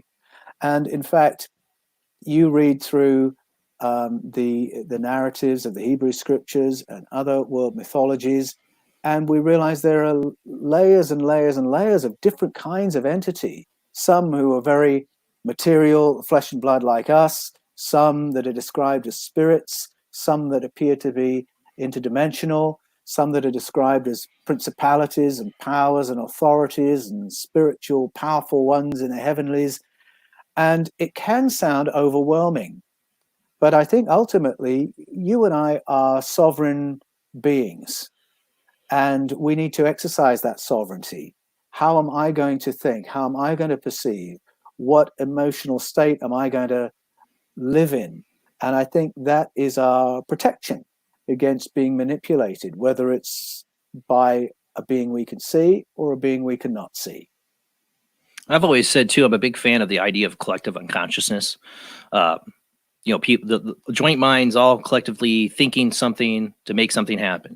Again, Art Bell, going back to him doing his collective consciousness shows where they would try to affect a storm. It scared the crap out of him. He didn't want to do it anymore, but they would make it rain or whatever. They would, collective consciousness. Well, if everybody's having anxiety right now, collective consciousness is like, it's getting bad. A lot of more people are thinking that it might get bad. If you were an alien race that realized these humans have some way of tapping into this collective unconsciousness and affecting reality, we should control that. We can control reality by controlling them, is one of my ideas I've thought of, because it seems like whatever we were, whatever they've done to us genetically, at one point they had to stamp us down. Or, we talk about the lifespans, these humans that live Methuselah, look how long he lived in the Bible, that they've stamped us down, but they also stamped us down spiritually. It seems like they kept us from tuning into something that we have a power to, that they may be afraid of. That's absolutely right. If you read the Popol Vuh, which is the Mayan story, they say very specifically that after we'd been engineered up, we were at a point that was more advanced than we are currently, and we could do things like remote viewing. We had things like precognition, telepathic powers, self-healing abilities that we now don't have. And the powerful ones said, no, that's too much. Let's take all those things off them and dial them down. Then we can manage them more easily. It's a very open story in the Popol Vuh. And what I found really amazing when I read that was to realize this actually correlates with contemporary science. There's a field of study called acquired savant syndrome. I'm not sure if I mentioned that before. And it's real science. Credentialed scientists around the world are studying this. And that's where an accident, an injury to the brain unlocks phenomenal skills that were not tapped before. And so the scientists are asking the question, what are prodigious abilities doing in our brains in the off position? It's absolutely baffling. Science can't answer that, but our world mythologies have an answer. When scientists talk about what happens in acquired savant syndrome, they say there's a disinhibition of the brain's functioning that happens through the accident. a disinhibit. So what are inhibitors doing in our brains? Right. It's the world mythologies that answer that. They were put there to make us more easily managed.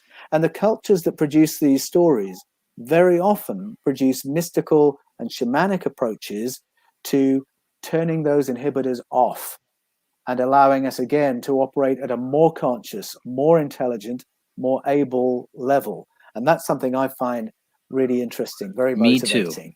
Me too. And do you feel like, be somebody as a Christian, do you feel like Jesus was somebody who broke those inhibitors, broke past I them? do. I think he's a great example of what a human being looks like with the inhibitors switched off. And we talk about a slave species. How do you put slave settings into a being? I think you're 90% there if you can put fear into them. Right. And when you look at Jesus and his cousin John the Baptist, I think you're looking at two human beings who've learned to switch that fear off. And they show us what life looks like with the fear switched off. But of course, you're looking at people with telepathic, precognition, powers of healing. Yes, materialization. That's right. They're showing us what a human being is capable of with the inhibitors switched off. And that's now how I'm rediscovering figures like Jesus and re-understanding what their implications are for me and for you. I still feel with Jesus, there's still an alien presence there involved with Jesus. I don't know what that alien presence is. You don't, if I am right, that, Jesus doesn't say, does he say Yahweh? Does he say, or did they translate Yahweh into the New Testament like that? When he addresses God, he addresses God as Father. And then there are some I am sayings that he has that people correlate with the holy name, Yahweh. I am who I am. And they see Jesus tapping that tradition when he uses that vocabulary. But yes. Oh, uh-oh. When Jesus in the original, I did a documentary. All good? You can still hear me? Yeah, you froze there for a minute. Scared me. You're good. Okay. I did a documentary on the Paul Wallis channel just recently, ETs and Jesus, that was unpacking this question of where does Jesus fit in the narrative. There is one moment that always intrigued me in John's Gospel when he says, I have others who I must bring, others who are not of this fold.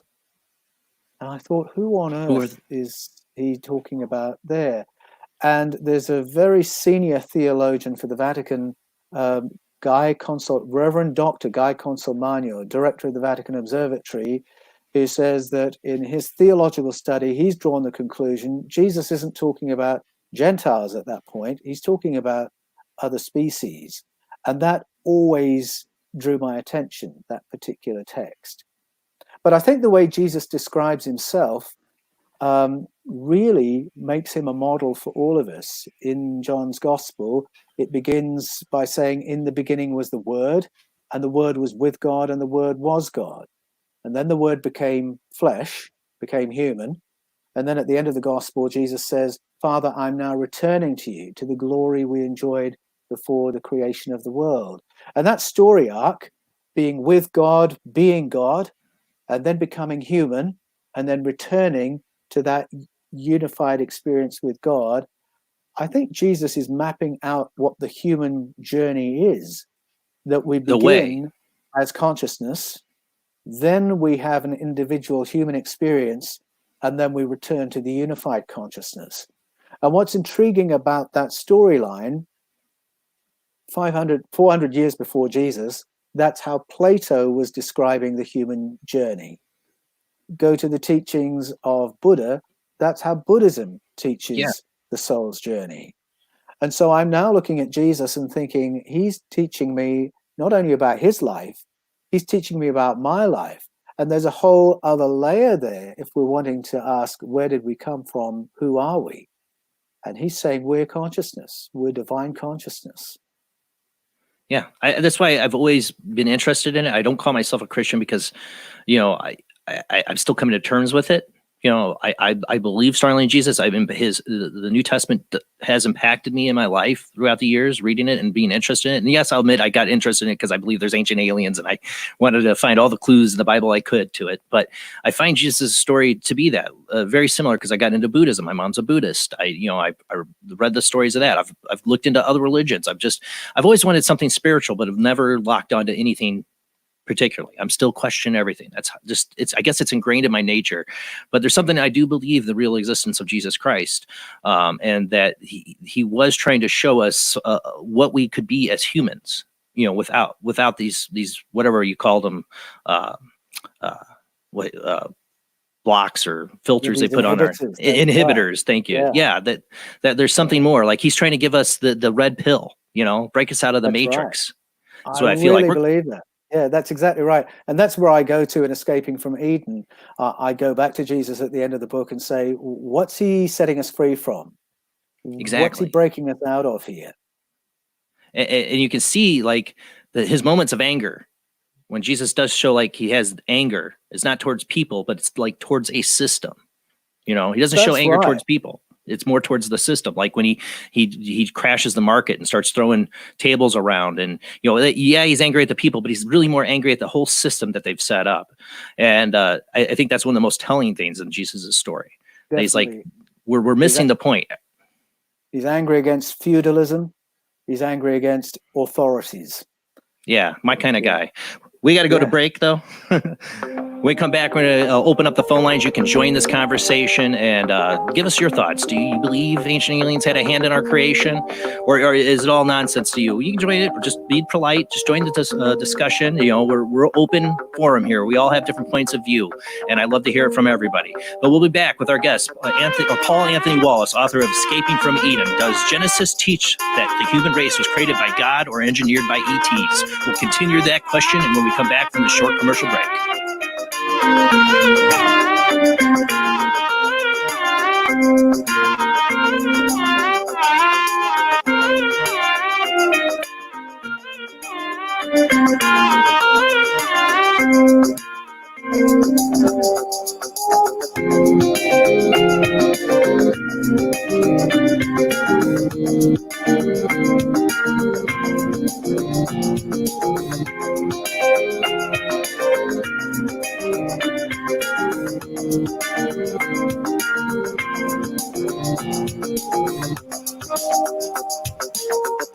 When Alex Gardner is asleep, he has an extraordinary gift. The government wants it, the scientists want it, but to keep it may cost him his life. It might be better if Alex didn't sleep at all, but he cannot resist entering the dreamscape. Can you? See Dreamscape in the West End and all over London now. Certificate 15. It takes an extraordinary adventurer to enter the dreamscape.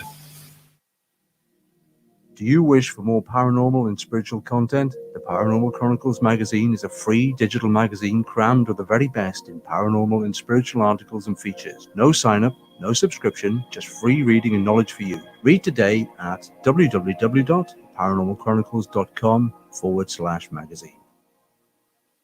This is an APAC studio presentation. Hi, I'm Barry, owner-operator of Barry's Barometer Barn. Lately, I bet you've been lying awake at night asking yourself, how many barometers do I really need? Well, at Barry's Barometer Barn, we think you need more than one. Otherwise, we're going to go out of business. Remember, at Barry's Barometer Barn, we don't know the meaning of high-pressure sales. Come on, folks, buy another barometer. I'm trying to put my kids through college. I've got a family to support and a secret mistress who isn't cheap. Visit Barry's Barometer Barn, 000 Storm Drive. Come on, folks, buy a barometer. I'm Barry's older brother, Larry, and every time one of you people walk past the store without coming in, Barry beats me.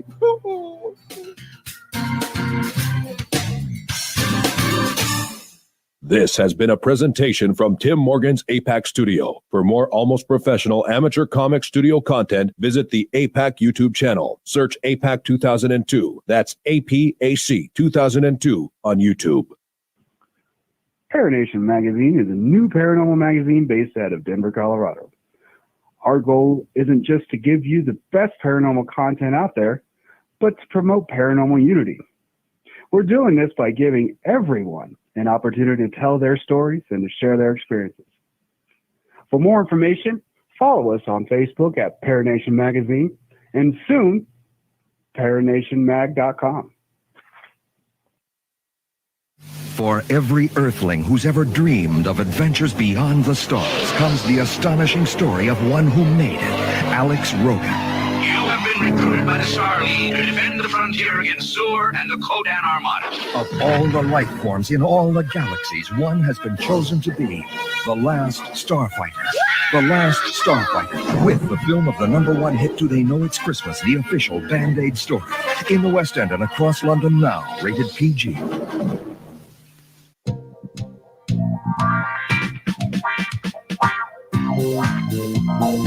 The night is alive. Join us and take a walk on the weird side when you tune in to the Kingdom of Nye, hosted by Heather Wade, the finest in late night talk. Listen live free weeknights starting at 9 p.m. Pacific time at thekingdomofnye.com, talkstreamlive.com, and the Paranormal Radio app. Wanna take a ride?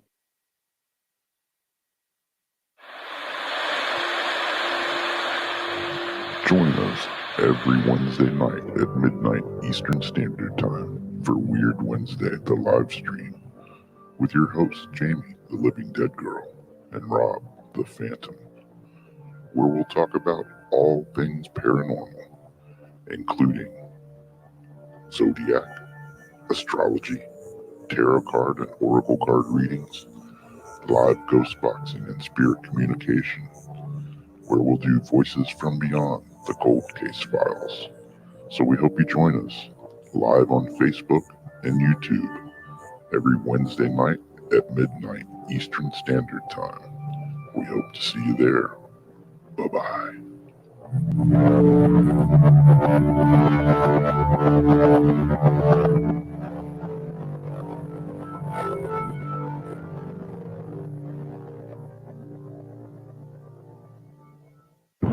Are you intrigued by Paranormal Talk Radio? You'll love the new Paranormal Radio app from Talkstream Live. You'll find a great selection of talk shows covering UFOs, ghosts, strange phenomena, and much more. Download the Paranormal Radio app now and start listening to the very best in paranormal talk entertainment, including the network you're listening to right now, the Paranormal Radio app, free in Google Play and the iOS App Store. This is your last chance. After this, there is no turning back. You take the blue pill, the story ends. You wake up in your bed and believe whatever you want to believe. You take the red pill, you stay in Wonderland, and I show you how deep the rabbit hole goes.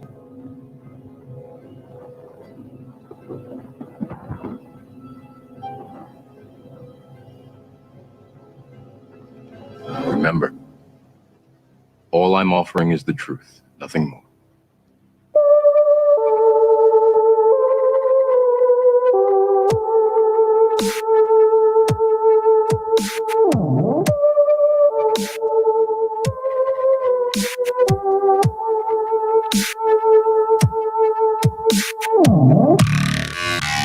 You are listening to Paranormal Soup, bringing you the weird every Sunday night. Call into the show and join the discussion. The call-in lines are 219-230-4444 or 260-225-9419, or by Skype caller ID OOJBlandOO or JBland Paranormal Soup. And now to your host, Jason Bland. Tonight we have return guest Paul Anthony Wallis, author of Escaping from Eden. Does Genesis teach that the human race was created by God or engineered by ETs? That's the discussion we're having tonight. Something I've wondered from my earliest thoughts on the idea. When I'd have people trying to tell me about the Bible and I'd hear Bible stories, my brain always kept going, but was it aliens? Even at a very young age, I thought that. When I was a freshman in high school, I had a theology teacher say, write about your favorite biblical character and write a fictional story about it. And I wrote one. It was fiction, definitely. But it was Jesus was an alien. From his perspective, she gave me an A+. Very imaginative is what she wrote. And to me, though, I've always wondered, was Jesus an alien? We can talk about that tonight. Or was he the pure, like we said, personified what human potential could be, what we could break if we didn't have those inhibitors in our DNA? Is that, can we walk on water? It's not to say we're going to be God, but to say that there's so much more of our potential that's been inhibited. We've been put in this prison, like I played the Matrix theme. Are we in a kind of Matrix right now? Or is our, being reborn? We haven't gotten reincarnation tonight, but we'll talk about that. But the phone lines are open, like Rob said, 219-230-4444, 260-225-9419, Skype ID OOJBlandOO or JBland Paranormal Soup. The lines are open. Go ahead and call now, but let's go ahead and get back to our guest.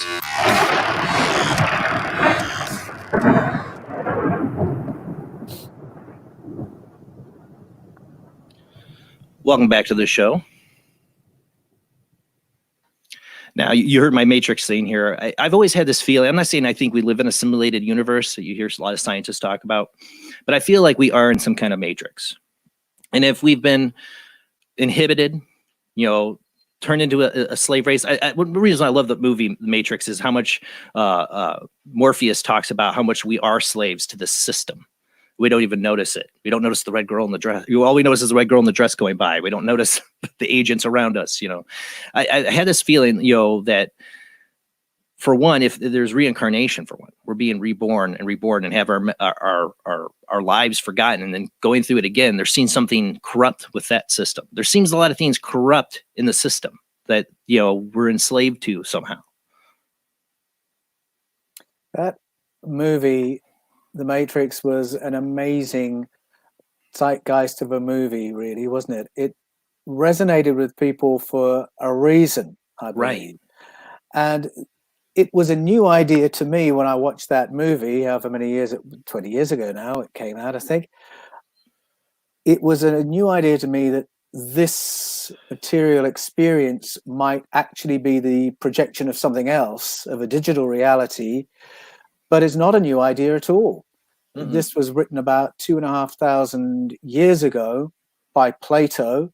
Exactly. And you can find it in the Hermetic literature as well. The idea that what is material is actually the manifestation of something non-material. And so Plato had his language for that. But the shadows on the wall. The language he used essentially said that the prime reality is non-physical, but it generates our physical and material experience. Now that we have quantum research happening, we've got actual experiments that can begin giving some kind of a mechanism for that, and an understanding that prime reality might not be physical, that prime reality might indeed be consciousness, just as Plato said all those years ago.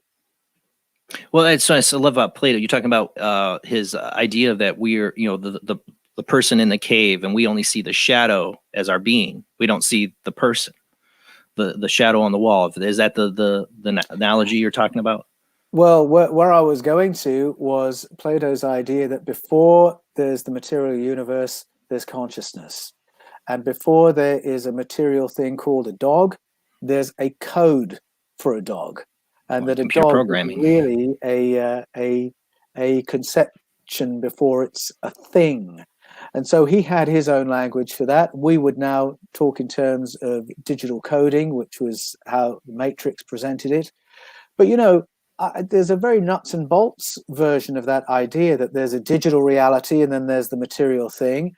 Again, if you go to DNA research and evolutionary theory, I remember years ago, I was really intrigued by what was happening in evolutionary theory to explain these gaps in paleontology, because we have fossil records where you've got this kind of animal and then this kind of animal appears. This kind of animal. There isn't this steady, smooth change. New animals just seem to appear.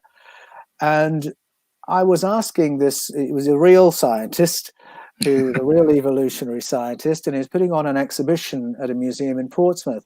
And I said, I'm really intrigued by what the state of play is at the moment. At the time, evolutionary scientists were talking about teleological evolution. That's evolution that knows where it's going, that has the next step formed before it manifests. Like it's all planned out, like a It's blueprint. all planned. That's right. So I thought that was an odd idea, and I wanted to ask him about that. I said the whale, for instance. Apparently, the whale, before it was an aquatic animal, was possibly some kind of cow-like animal, or other scientists were saying some kind of bear-like animal. How does it make that change? I said, because it's got to get a fish-shaped tail that works and things like that. It can't just happen. There has to be a survival advantage with each change. So everything has to work when it appears. And I thought I'd asked him a question that might stump him. But he surprised me by saying, oh, no, he said, it's more complicated than that. You've got to have a fish-shaped tail that works. The skin has to change. The nostril has to move. You need different kinds of eyes, different kinds of lungs, and it all has to happen in one go. So It's I not said, going to happen. so how does that happen? And he said, well, there is a code for a fish-shaped tail. There is a code for an aquatic eye. There's a code for aquatic skin. There's a code for aquatic lungs. And those codes all belong together. Well, what's he just told me? I had to go away and think about that. But having a code without a code writer is one mystery. But what he was saying is there is a code for a whale. And the whales we see on Earth are a manifestation of a bunch of code that belongs together. This was before the Matrix. Yeah. But it was 2,500 years after Plato. But it was really a restatement of the same thing, that the prime reality is coding. And then we see the material manifestation. And that's a concept as old as the hills. Well, they believe they're seeing in quantum physics down at the subatomic level. They see what they believe to be coding. You know, the makeup of the universe, way beyond even genetics. One of the reasons Plato came to that conclusion, I should say, is because of a psychedelic experience he had. Plato, that hippie. Plato the hippie. Yes, he did the Kaikion ceremony, and many of his insights were drawn from that experience. And there was a whole set of beliefs that he taught. He said, these are things I have concluded, but that I can't prove. And some of those beliefs came from that experience. And there are other writers, ancient and modern, who have had experiences like his, who talk in terms of suddenly entering a state of consciousness where what they are perceiving is not the material reality. What they're perceiving is the coding. They go into a state where what they are looking at is the coding that is generating everything we're familiar with. Well, if you go to go back to the idea of Akashic records, Akashic, everything's stored there, every memory, every story, and even the future, in some people's beliefs. So this is like a library or a bank of just ultimate knowledge of everything. If there's no beginning or end, or there was a beginning, but this has all been implanted or imprinted before as some kind of makeup as the universe unfolds itself, maybe. I don't know. That makes you wonder, is it all just predestined? Or, is our genetics predestined to outplay or become something else in the future? I see a lot. I'm big on the time travel parallel universe theory when it comes to aliens too. And it's really interesting when you see what they say man could evolve to in 3,000, 4,000 years. It looks very alien gray-like a little bit, when you see some of the models that they've come up with.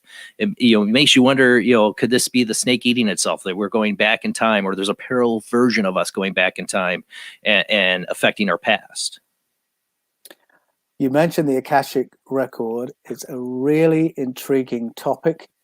It's something I touch on in one of my pieces on the Paul Wallis channel. My introduction to the Akashic record was through my Christian experience, because I was moving in circles where I was seeing people who were able to access information without any natural explanation. And we would call that a word of wisdom or a word of knowledge or a prophetic word. And it was very real. And the information was often very detailed, very accurate. And then also experiences of precognition. And there was a time when I had a belief that God had really appointed the church as the conduit of all his power and wisdom for the world.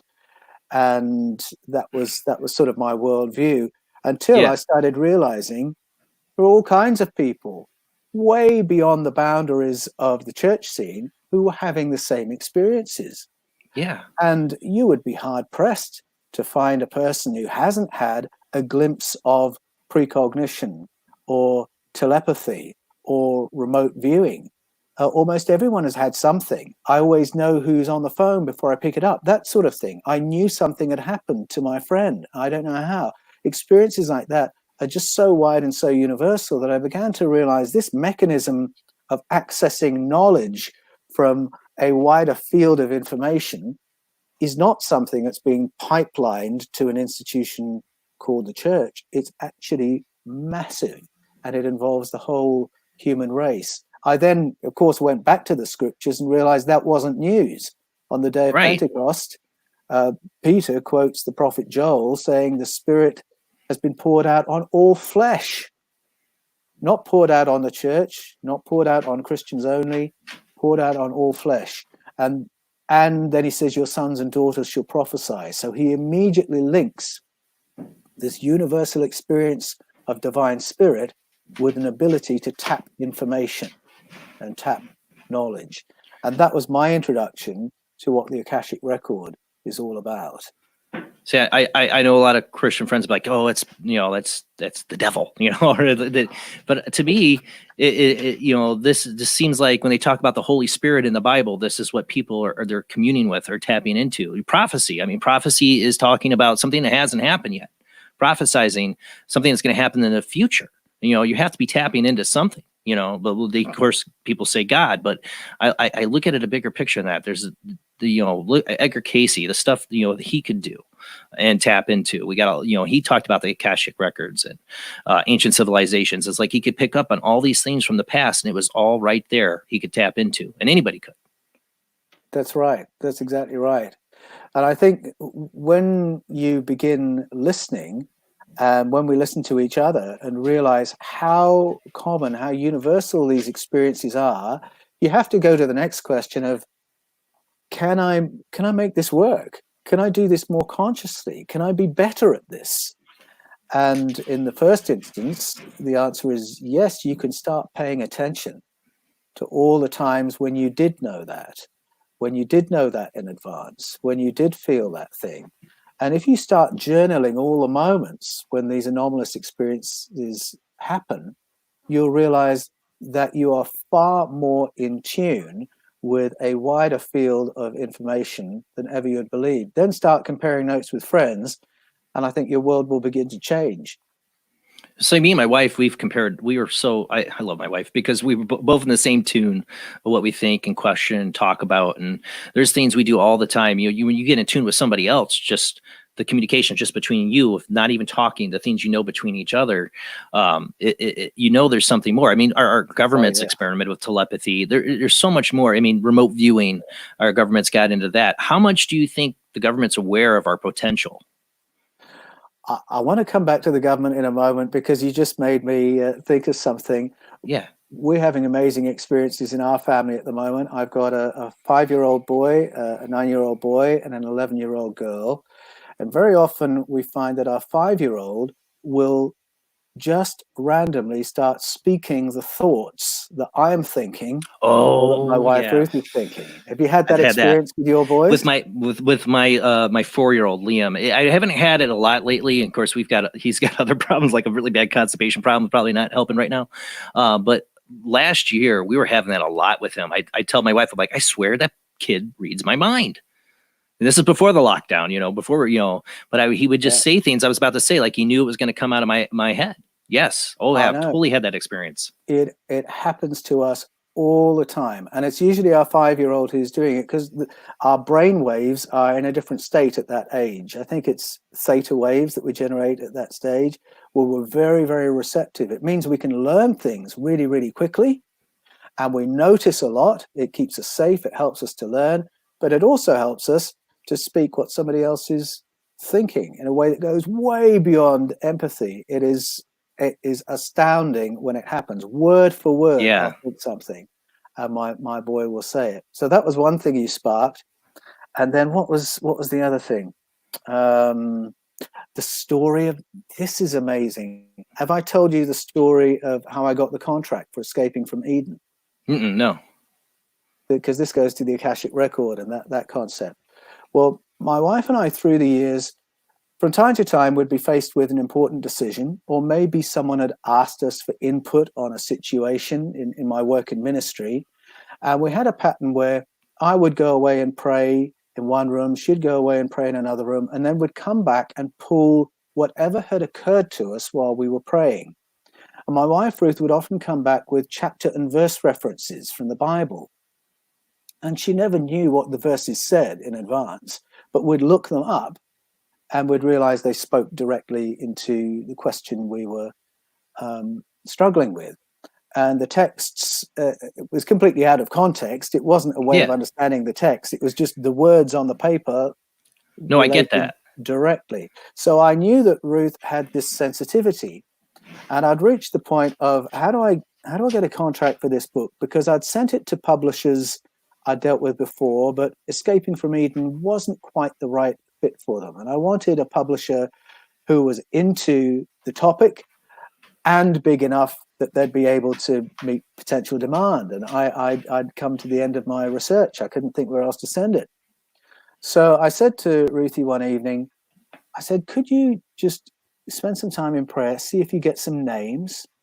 No, I'd never asked her to do anything like that before, but I knew she had that sensitivity from the things we had done before. Well, she was busy with other things, but she said, okay, well, I'll give a few minutes to it. So she went into her room, came back 15 minutes later, and she said, I've got some names. I've never heard of these people, but Google it and see what happens.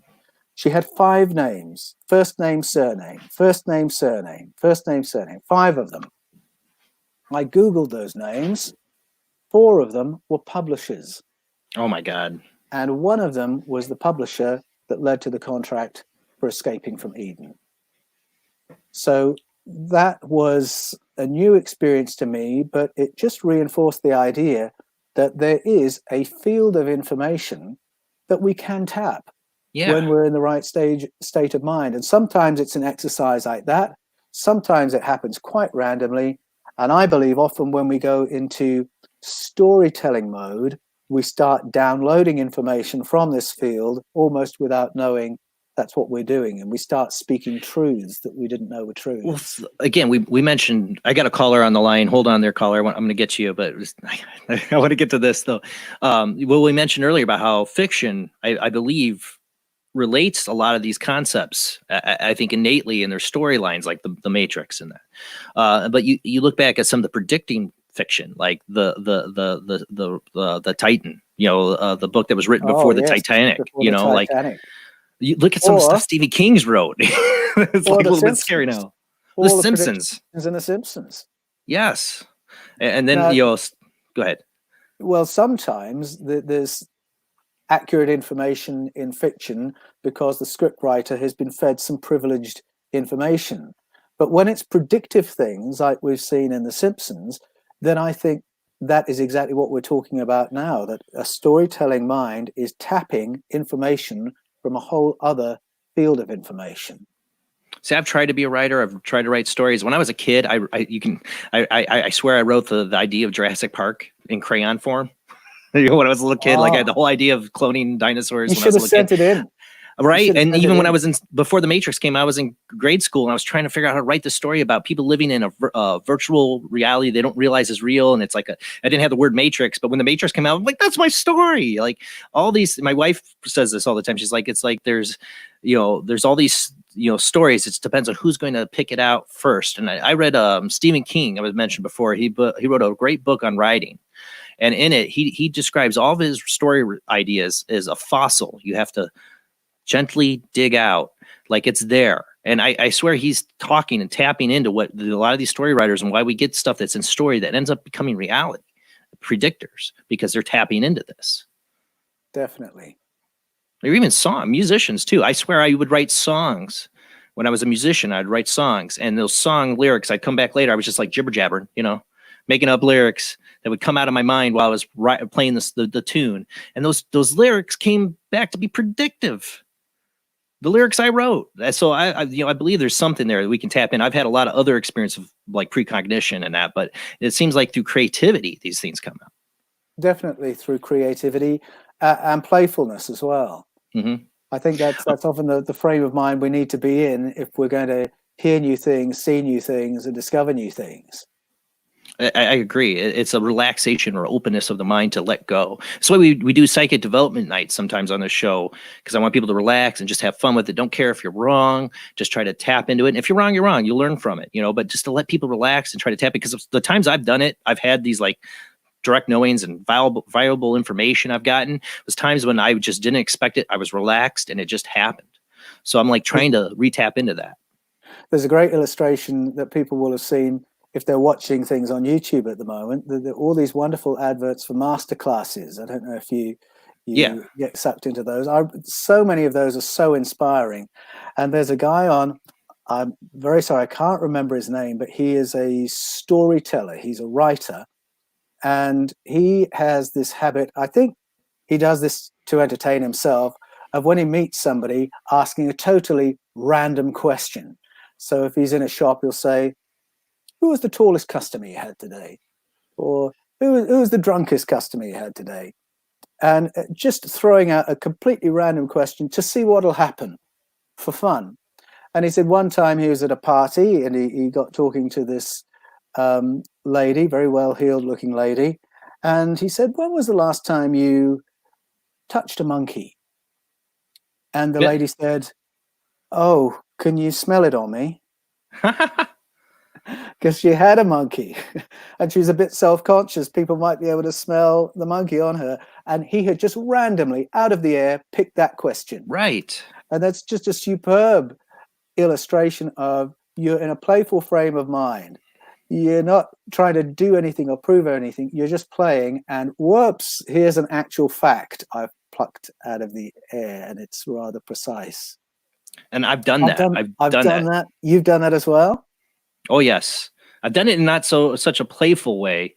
I did it once before 9/11. I was telling my cousin, I believe that, we're facing some kind of intimate threat. I had this bad feeling months before it. And I was telling my wife remembers this, my parents, and he was like, what do you think? What do you think? I was like, well, there's going to be, I believe something from the Middle East, and this wasn't me being psychic at the time. I was doing what I called game theory, just looking at the news and what's going on. I felt we needed to get in the Middle East and we needed a war for that.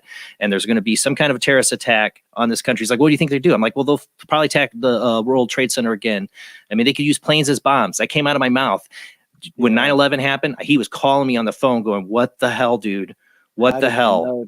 How did you? I'm like, I'm not psychic. He's like, what's going to happen next? I'm like, I don't know. I was just shooting off my mouth. I'm like, yeah. And yeah.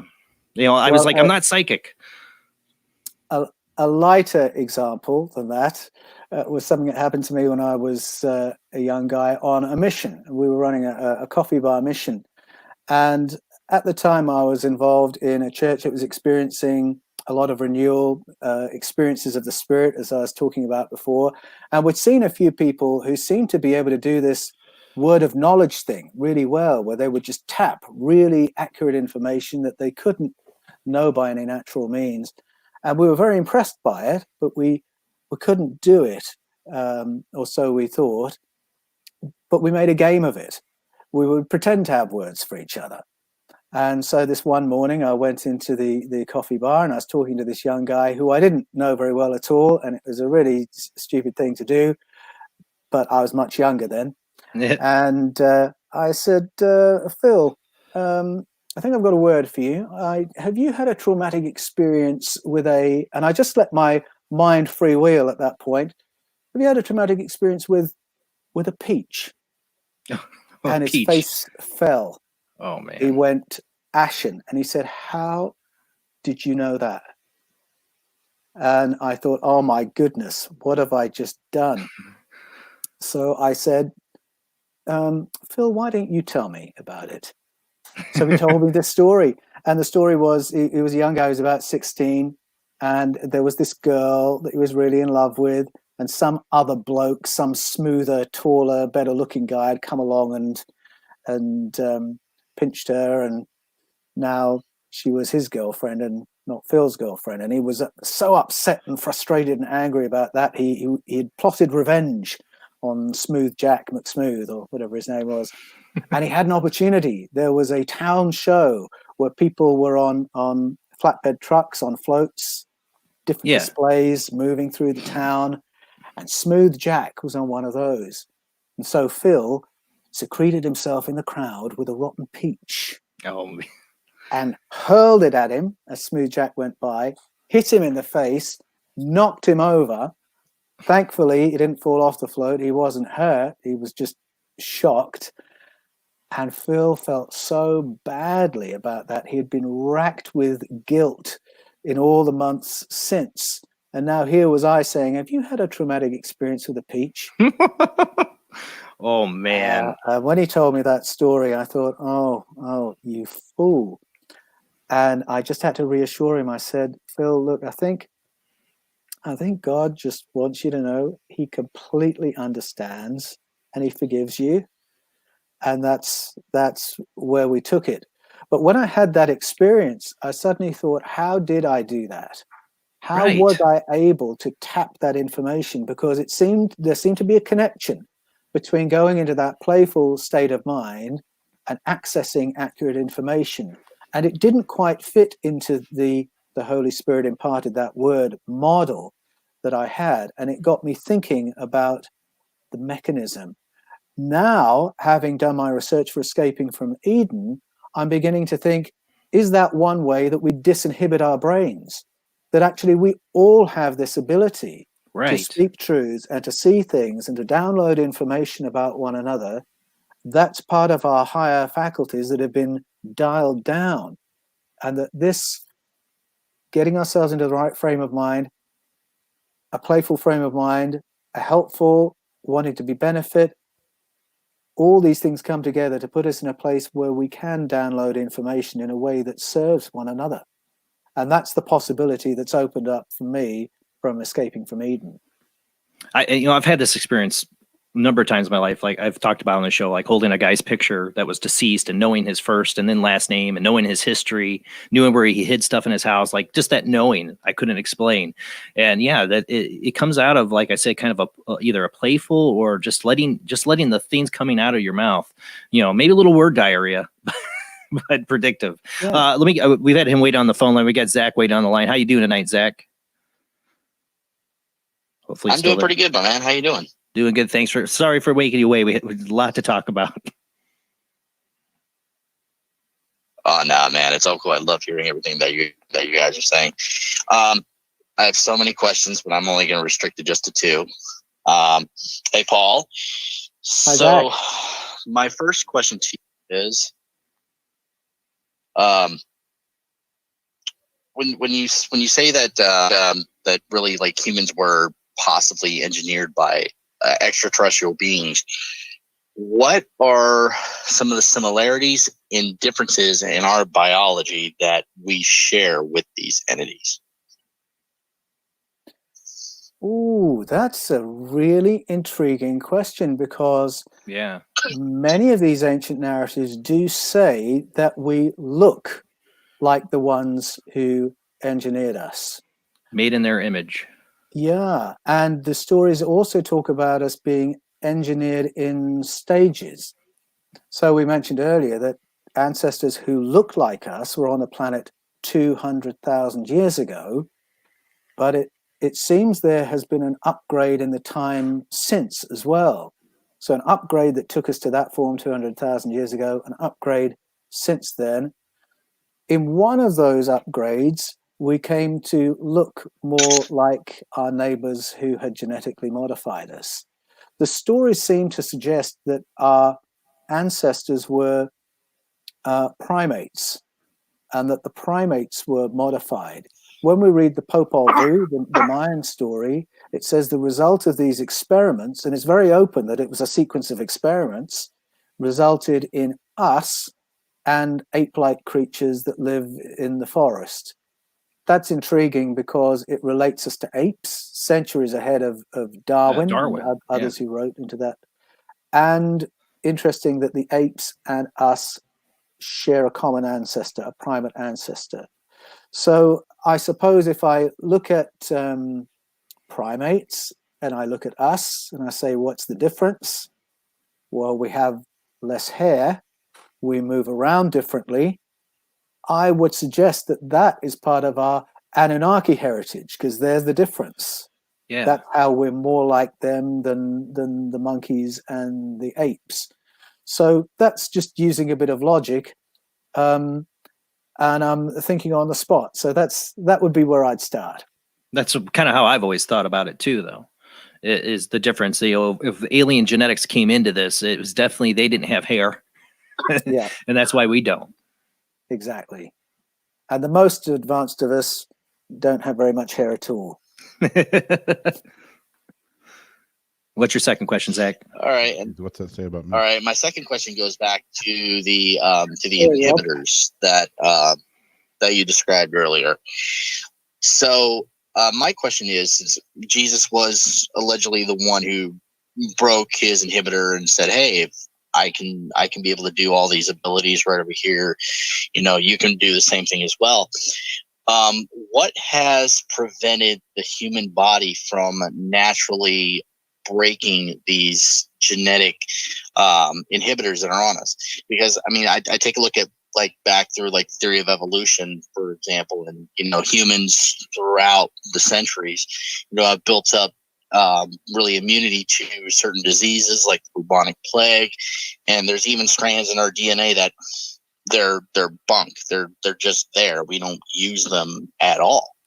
So that's really my second question. What really over the years, what has prevented the human race from building this natural immunity to these inhibitors? Yeah, that's a fascinating question. I've reached an age now where from time to time I'll go to my doctor, to my GP, with something or other for him to look at, and he'll use a phrase like, "Oh, that's just wear and tear," which is a way of saying you're getting a bit older, mate. And last time one of these doctors said that to me, I said, it's really odd, isn't it, that we all appear to be on a timeline, and it's programmed. We have this pituitary gland counting the days, and after a certain number of days, puberty sets in. And then after a certain number of days, some of us start losing our hair. And there are these programs for diverting resources to and away from different parts of the body. And I said, do you find it odd that we're programmed to age and die in this kind of way? And he said, yes, absolutely. It is very, very strange. And we were both acknowledging that there seems to have been something written down, as it were, to say this is how this human life will function, this biological life will function. In our ancient narratives, we have interventions to define that. And so many of the narratives have a moment where it's decided how long the humans will live, which has to do with how our telomeres function. And so we can actually correlate physical, biological processes to aspects like that and aspects that are reported in these stories. So I am not a medical expert, and I can't point to 101 examples of that. But with regard to telomeres, there's some suggestion that they can operate quite differently to how they operate at present. And when we find people who are very resistant to particular diseases, then that's really where we ought to be putting our medical dollars to work out what's different there that we could make different for others.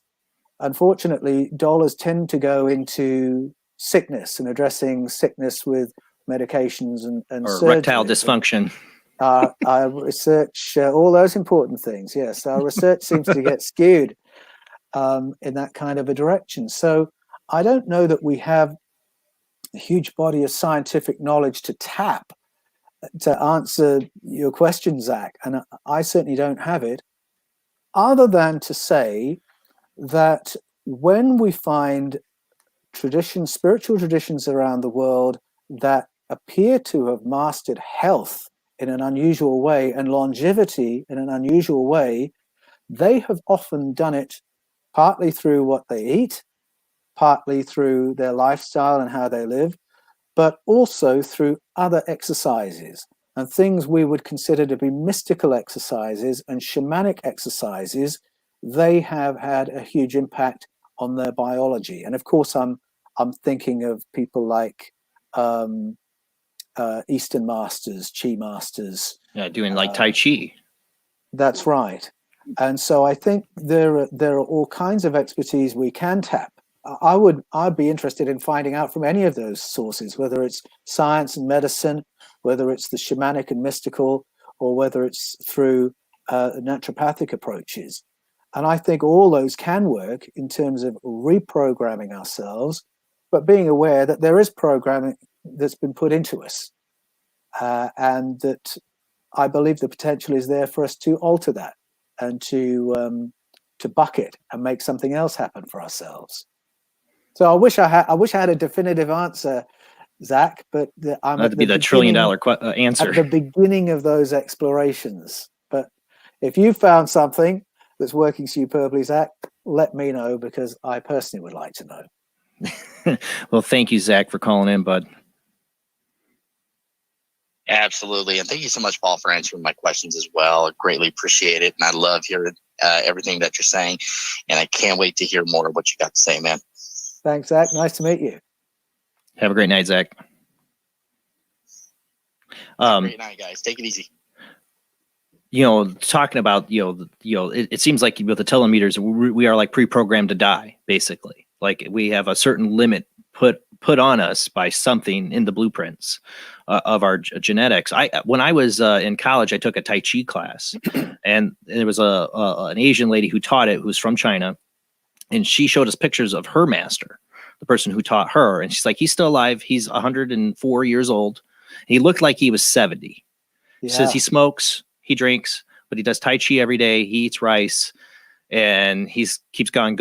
Like she was, and she looked fairly young, but she told me she was in her later 60s, even though she looked like she was 40. So I'm starting Tai Chi. Yeah, right. I still sucked at it. I'm so uncoordinated. I couldn't do it. I was so uncoordinated. It was like the worst class I could have ever taken for myself, but I was really interested. I'm like, yeah, of course I want to look younger. Of course I want to do this, but it's like the Force or something they believe in. I've always been fascinated with that. Somebody brought up too, you brought up the Popol Vuh, how that was way before Darwin, and evolution, and the Mayans, this interesting thing, somebody brought up Bigfoot, how they had the creation of man and an ape-like creature. And if you look at like a lot of the descriptions of Bigfoot, usually has like the cone head, like has a head that goes up a little bit more like a cone head. And if you look back at like the Sumerian or the Egyptian, the head that kind of like the cone head thing that goes back, and the binding rituals people would do in different cultures to make their heads look like that. You wonder if the Bigfoot is like another, like twins. You get the tall Arnold Schwarzenegger, and then you get the fat little Danny DeVito, like that's what the Popol Vuh reminds me of. Like they created these two different creatures trying to like, what's going to pop out? Is this hairy Bigfoot guy going to be our worker? Or is it going to be this scrawnier, less hair model that's going to work as a good slave labor? Yeah, I believe that. I think that's absolutely right. I'm really intrigued, as I say, by those details in the Popol Vuh story, that they have it, by modern science, they have it right, that apes and humans share a common ancestor. It's not that we've come from apes. And in those experiments, it speaks specifically of ape-like creatures living in the forest. And I think it's easy to fit Bigfoot into that storyline, that we were the ones who became the workers, they didn't. And it's not necessarily that they are more primitive than us or more advanced than us. We are related, they're just different. And many people who've had encounters with Bigfoot or Sasquatch speak about a telepathic aspect to how they communicate. So in that sense, maybe their animal heritage is even stronger than ours, that ability to communicate non-verbally is that much stronger. Animals do that all the time. And it's not a weird thing to think that our Sasquatch cousin might do that more than getting into a conversation in English or Spanish. Or our previous ancestors did. But, but very early humans who couldn't speak had to have some way of communicating in nature. We've talked about this on the show countlessly about that. Psychic ability and telepathy, especially, is something that was part of our early progression for us to survive. Yes. You couldn't talk, so how way are you going to communicate for survival? Just through thought. That's quite right. And speech can detract from it, and then business and the way we live can detract from it as well. I wonder if we didn't have all our tech, if we couldn't text each other and phone each other and Skype each other, if we would have this a little bit more developed even now. Well, you look at it at mothers who know something's happened to their child. The gut instinct of that these all these stories throughout the ages of people having this connection to somebody across, that's not even the same state as them and having a knowing. This is something built into us that, again, it could have an inhibitor on it, or it's an inhibitor that by our own design, because we've grown out of using it, is what you wonder. Douglas Adams in The Hitchhiker's Guide to the Galaxy had this wonderful idea that constantly talking about trivia was a way of stopping our brains from working.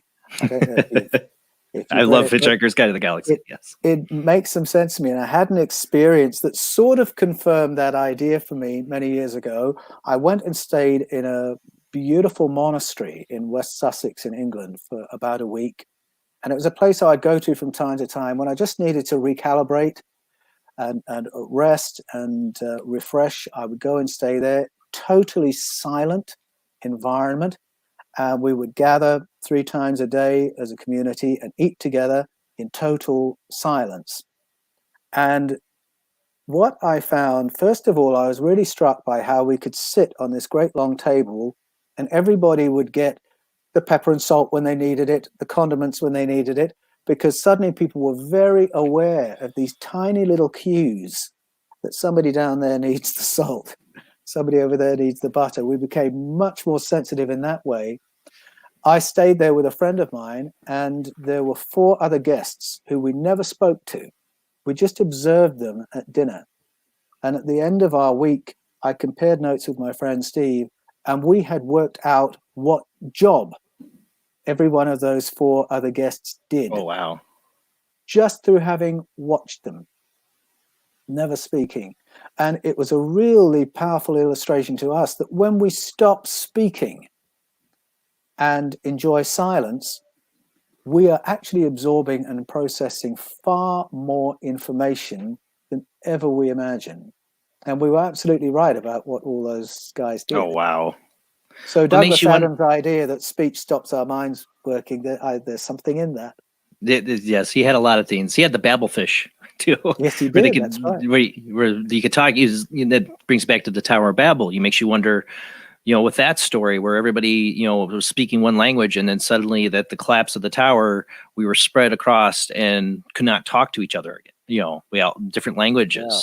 Well, it's a brutal story. I don't read it as we could all understand each other, and then after the thing, some of us spoke Spanish, some of us spoke French. Right. We could not communicate with each other after what happened.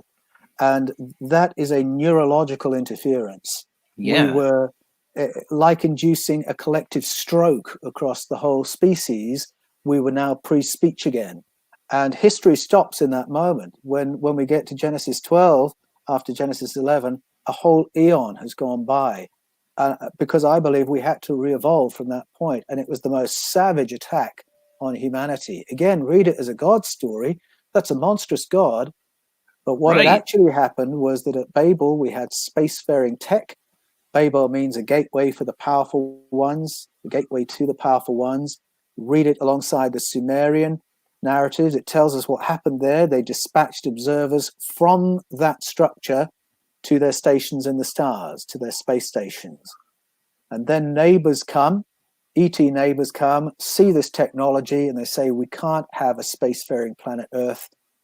And they do this neurological interference. And that's Prime Directive. The end of that civilization. Yes, absolutely breaching the Prime Directive. but taking us back to a point where we have to re-evolve and civilization has to reset.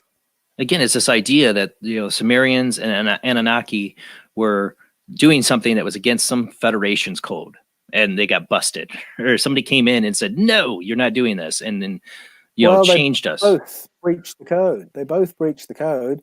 We'd been helped to the point where we were spacefaring, which apparently was a problem, but then we were attacked. But I actually think the prime directive might be non-interference until a species is spacefaring. We had reached that moment, and then we've got two ET factions bumping up against each other, and we get caught in the crossfire. What makes you wonder about now? Are we're trying to be spacefaring again. We're trying to go to Mars. We're hopefully go back to the moon. There's talk that I've heard, like I said, the famous John Lear, Art Bell episodes where they talk about like we're actually under quarantine by these aliens, where they don't want us out in space right now. Do you feel that could be going on now, that we are like under a planet quarantine by aliens? I think that's very possible. Ed Mitchell is someone I have a huge amount of respect for, the late Ed Mitchell. And again, just to reinforce, when he spoke, he was speaking as someone bound by layers and layers of official secrets laws, and yet NDAs, yet he was free to say that there is an alien presence, that there is a layer of government that knows this and has a policy of silence and non-disclosure. And he was calling for disclosure because he said we ought to be taking our place as a spacefaring civilization among a community of spacefaring civilizations. How can we do that, he said, when we haven't even acknowledged our spacefaring neighbors? That was the point he believed we were at. And I think he believed we were vulnerable until we could operate collectively as a spacefaring species and stand up alongside our neighbors and say, this is who we are the people of Earth. And he believed it with a passion, and he spoke openly about it many, many times. And I believe him. I believe he was speaking truth. It seems like a lot of the astronauts, in their own way, I don't know if it was you I talked about, Neil Armstrong got very interested in ancient cultures. He didn't go out in public very much. He didn't like to, be a public face after the moon landing, even though he was like a national hero, a national treasure. But he got really interested in some lost civilizations and stuff. And it makes you wonder why. Why did Neil Armstrong get interested in this stuff? Because I feel I'm a big aliens on the moon kind of guy, that he saw something on the moon he was not allowed to talk about that made him want to investigate where did we come from. I think that's right. Not only are the astronauts fascinated by ancient cultures, but NASA is as well. You look who they name all their craft after. There is a fascination with those ancient cultures. And yes, I agree. I think you look at every appearance Neil Armstrong made after 1969 moon landing, and well, it may be subjective to say this, but it seems very clear to me he was in a lot of pain. And that there was something he could not say. And if that's news to anyone listening, I'd just say watch the press conference that the three astronauts made after the 1969 moon landing. And I would challenge anyone to come away with a different conclusion when you look at the state those astronauts are in.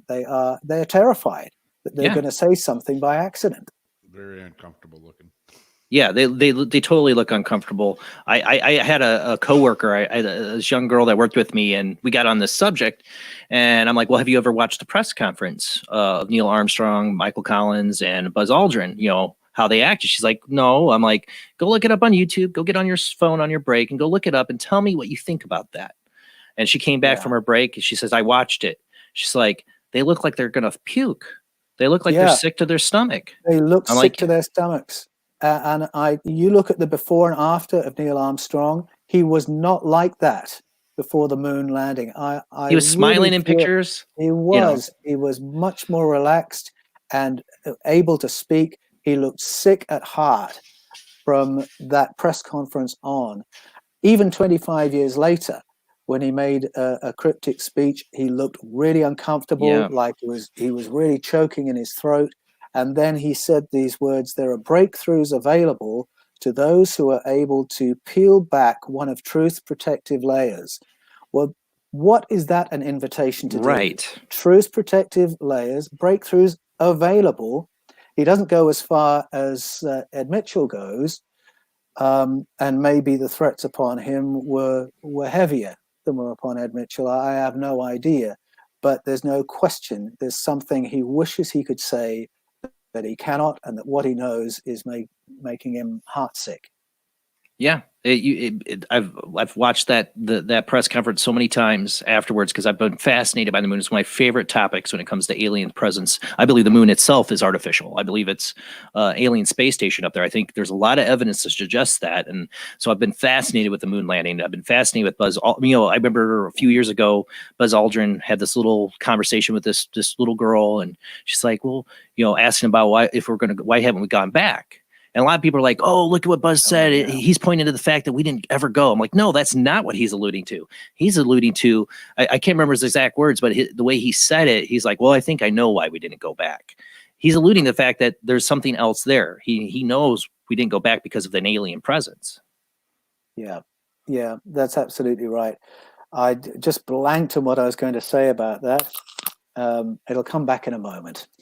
Well, we're going to go to our last commercial break anyways, so hold that thought, or bring that thought back. We'll get back to that. There's a lot more. Time goes by so fast doing the show with you, Paul. This is a really great conversation I love to have. So we'll talk more, and the phone lines are still open, guys. You can call in after this commercial break.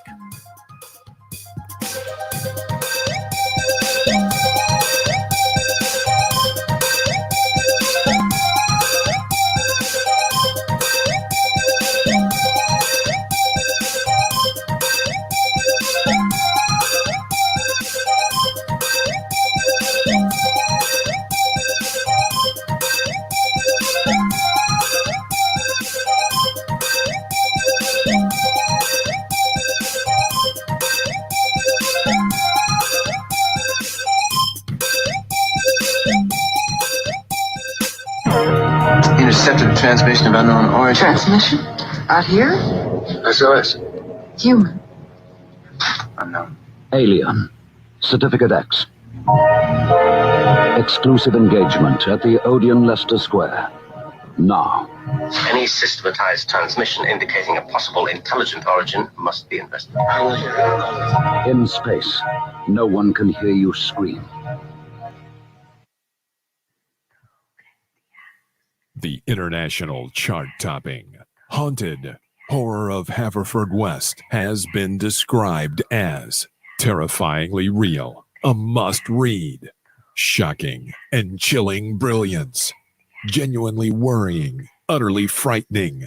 Don't read before bed. Described as one of the spookiest writers out there, best-selling author G.L. Davies presents Haunted Horror of Haverfordwest, the true paranormal account that is shocking the world. Dare you enter? Dare you read? Haunted Horror of Haverfordwest is available on Amazon, Barnes & Noble, Kindle, and wherever books are sold. Pray you never have to live there. Phantasm, the film that puts the fun in the funeral. And as for a fiendish story, it does have a burial plot. Come prepared to scream, because if this one doesn't scare you, you're already dead. Phantasm from Avco Embassy Pictures. Rated R under 17, not admitted without parent.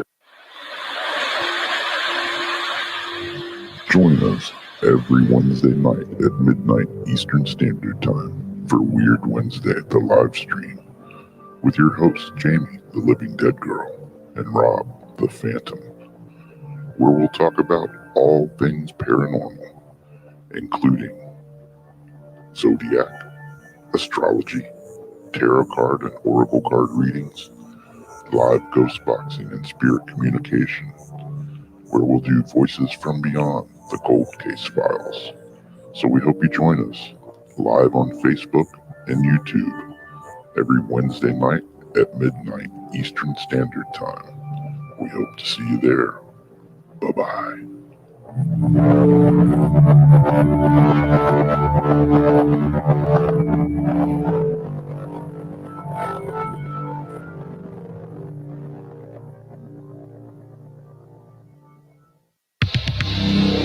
This fall, a new hard-hitting police drama is coming to Friday night.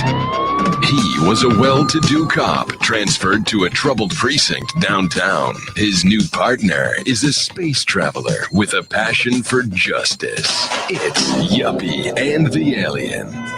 Look, you might vaporize dissidents in Alpha Centauri, but in this precinct, we do it by the book. I'm so terribly sorry, Captain. Goog, I'm sorry. Don't miss this one-of-a-kind police drama. They're fighting crime the hard way, in designer clothes, with $250,000 sports car and a UFO. Partner, let's go cruise in the car and look moody. One tough downtown precinct, two outsiders doing things their way. Yuppie and the Alien on VBC.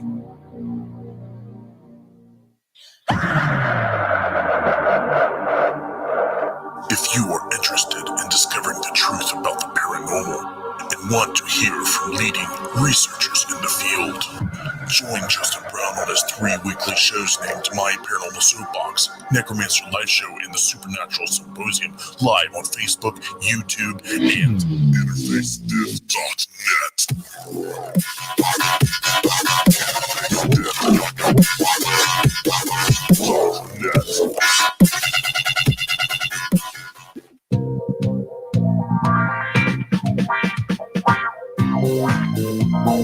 The night is alive. Join us and take a walk on the weird side when you tune in to the Kingdom of Nye, hosted by Heather Wade, the finest in late night talk. Listen live free weeknights starting at 9 p.m. Pacific time at thekingdomofnye.com, talkstreamlive.com, and the Paranormal Radio app. Wanna take a ride? Are you intrigued by Paranormal Talk Radio? You'll love the new Paranormal Radio app from Talkstream Live. You'll find a great selection of talk shows covering UFOs, ghosts, strange phenomena, and much more. Download the Paranormal Radio app now and start listening to the very best in paranormal talk entertainment, including the network you're listening to right now, the Paranormal Radio app, free in Google Play and the iOS App Store. The answer to the ultimate question of life, the universe, and everything is $42.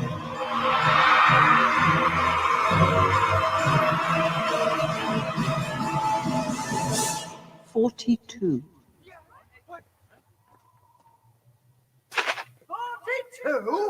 Yes, I thought it over quite thoroughly. It is, it's 42. It would have been simpler, of course, to have known what the actual question was. But it was the question. The ultimate question. Of everything. That's not a question. Only when you know the question will you know what the answer means.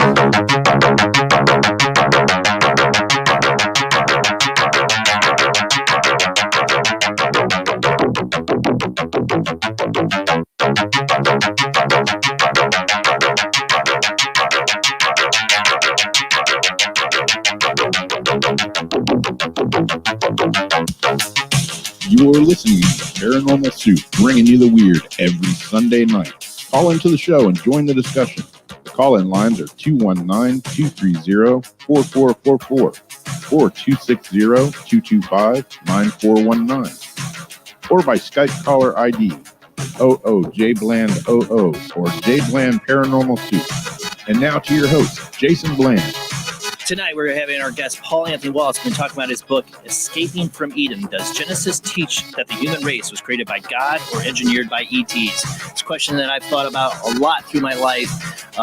We always tell my kids, they're like, well, your grandparents, they're Christians, your grandmother, she goes to church. We go to the Church of Ancient Aliens. We believe that, man was put here or created or influenced by alien presence. Not to say I do believe in God. I just don't believe God is in the Old Testament. I never have. And that's what we're getting into. Where did we come from? That is the question. Where do we come from? We trying to strive to get back to reach that creator, to know that creator as God, or is there an alien presence that has to do it? Would that change you if you knew? If you're a religious person, how would that change your ideas if you found out aliens had a hand in creating the human race? Maybe that's why the governments and religious institutions have tried to keep this answer from us. You can call in, join this conversation. I saw somebody in the chat room asking, do we take questions from the chat room? We do. I try to keep an eye on them. Jamie and Rob, if you have a question in the chat room, you don't want to call in, that's fine. Just flag right Jamie and Rob and say, hey, I got a question, and I will try to have them or me catch it on the chat room. We'll pull it up for you. But hey, feel free to join the conversation. Call in. I love talking to people and hearing your views. So go ahead and call in, but let's go ahead and get back to our guests.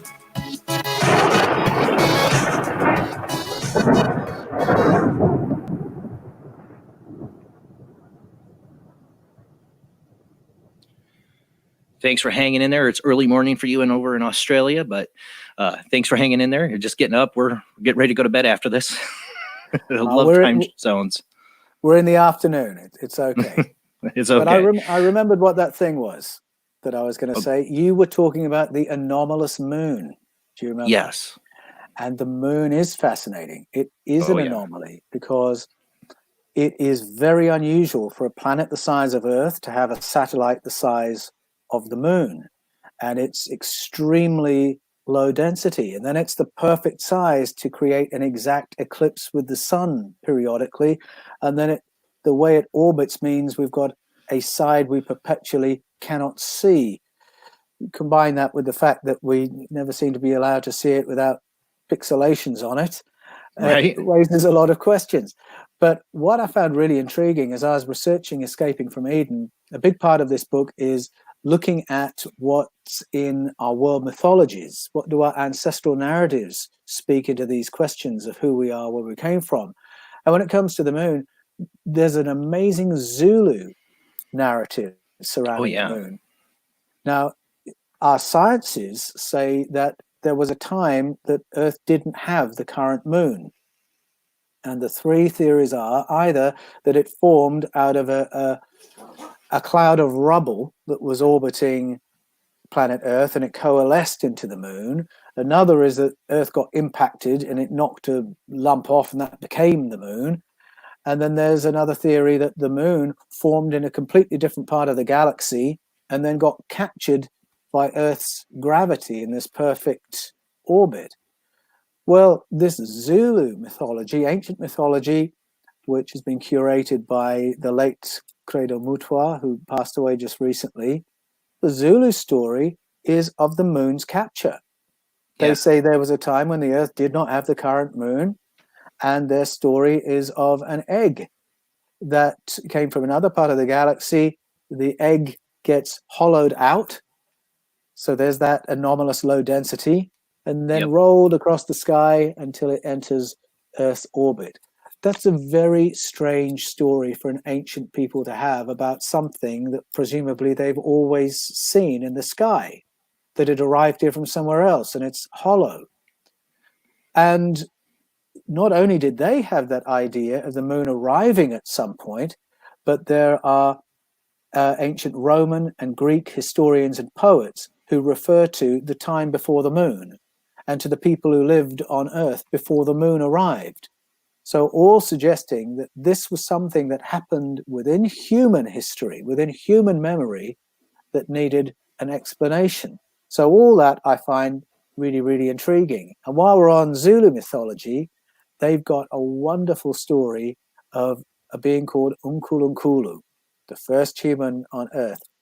And their story is one that says that all life forms came to planet Earth from outer space and arrived in seed pods that then germinated on planet Earth and released all the life forms with which we're familiar.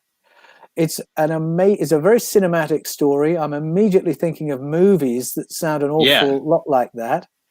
But it's like a cinematic version of the theory of panspermia, which you go to the top authorities in DNA research all the way back to Francis Crick, the co-discoverer of the double helix of DNA. And that's what they believe. Leslie Orgel, Carl Sagan wrote about this. Maxim Mikulov, Vladimir Sherbak today are talking about this.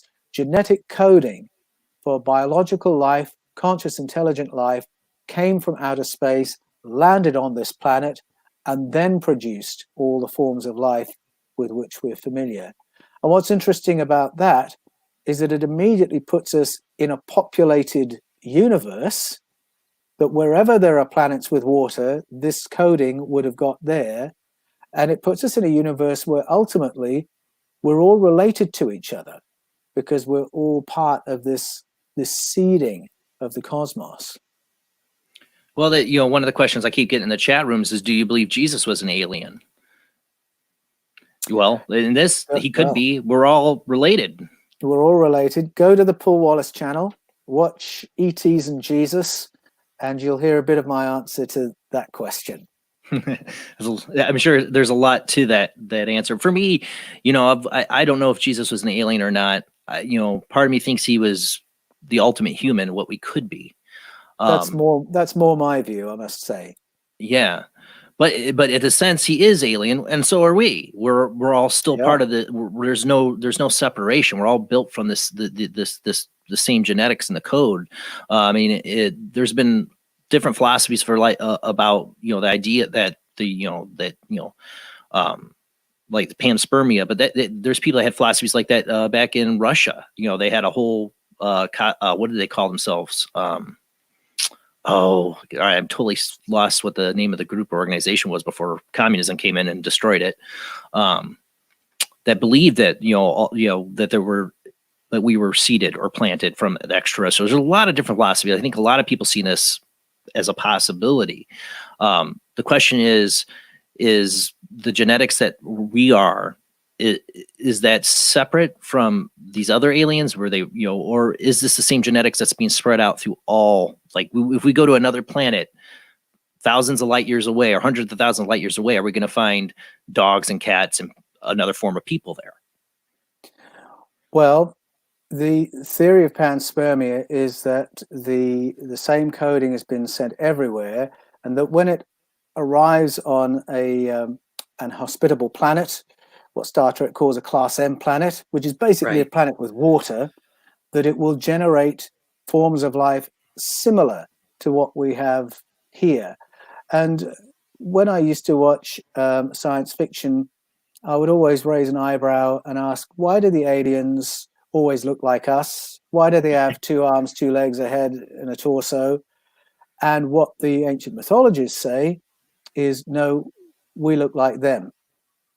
And I would think, yes, if we look like one another, then it would be quite logical to expect to find similar kinds of life forms, something like a dog, something like a cow.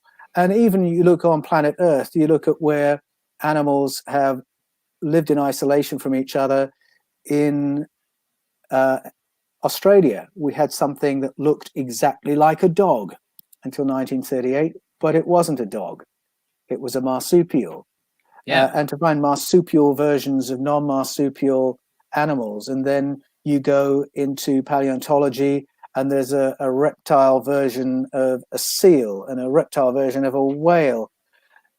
Just the amazing smorgasbord of life forms on Earth, similar creatures for similar niches.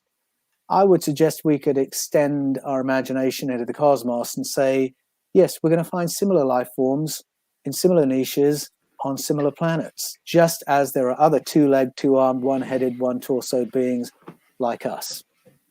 That's what I always felt. I mean, of course, in Star Trek, I always joke in Star Trek because you find some alien civilization. I'm like, none of these people have any individual style. They're all wearing the same kind of jumpsuits. But yeah, I feel like, but there was a budget. Right. Yeah, exactly. But there, you talk about what people are seeing now, like an alien contactee experiences or alien abductee experience. You do see different kinds of aliens in these experiences, like the reptilians, the Nordics, the Greys, and other kinds of entities in that. But when you look back to the Sumerian texts and they talk about, the powers, the Elohim, they could have been multiple alien races. We could be made up of genetics of multiple alien races that all chipped in their genetics to build us. That's very possible. And I'm certainly coming to the belief that the evolution of humanity and its genetic modification in stages I'm coming to the belief that it was more than one demographic that had a hands-on role in shaping us. I mean, there's things about us that are, we're not cold-blooded, but related to the reptilians, or the reptilian brain. People bring that up.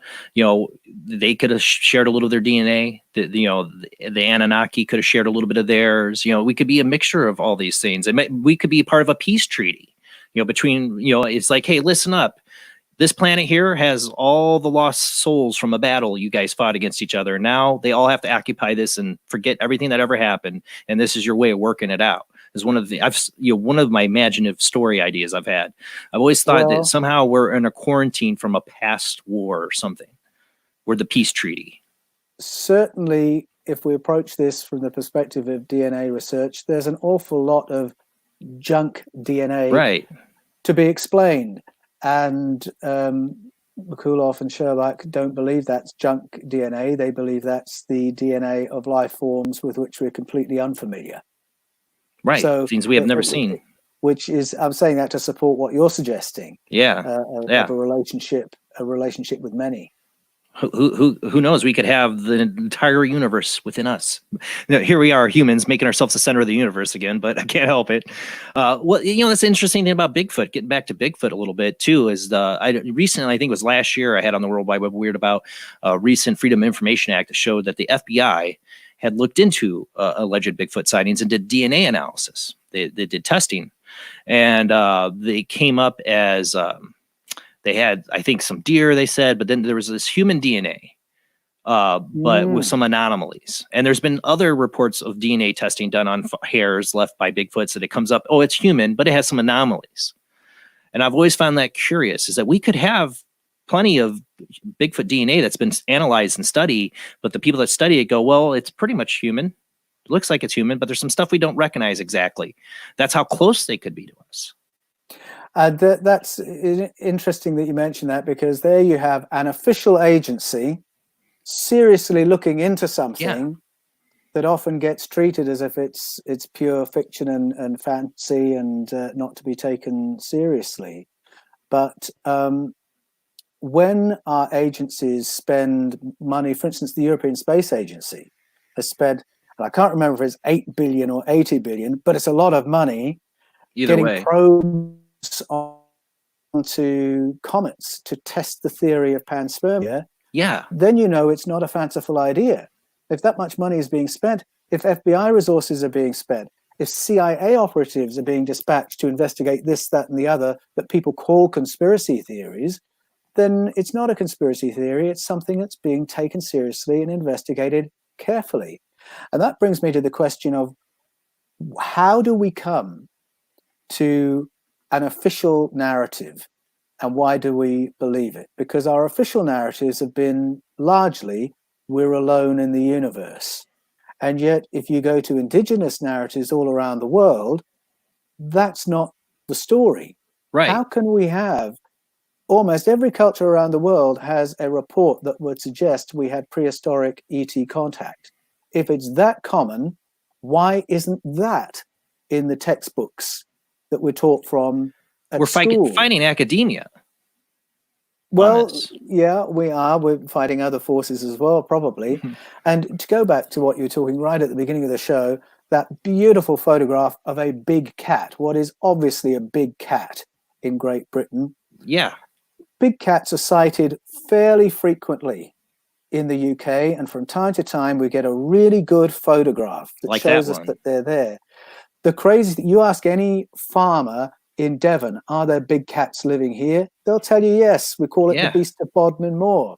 How is it that the people at a grassroots level keep seeing big cats, taking photographs of them, but the official story never acknowledges them?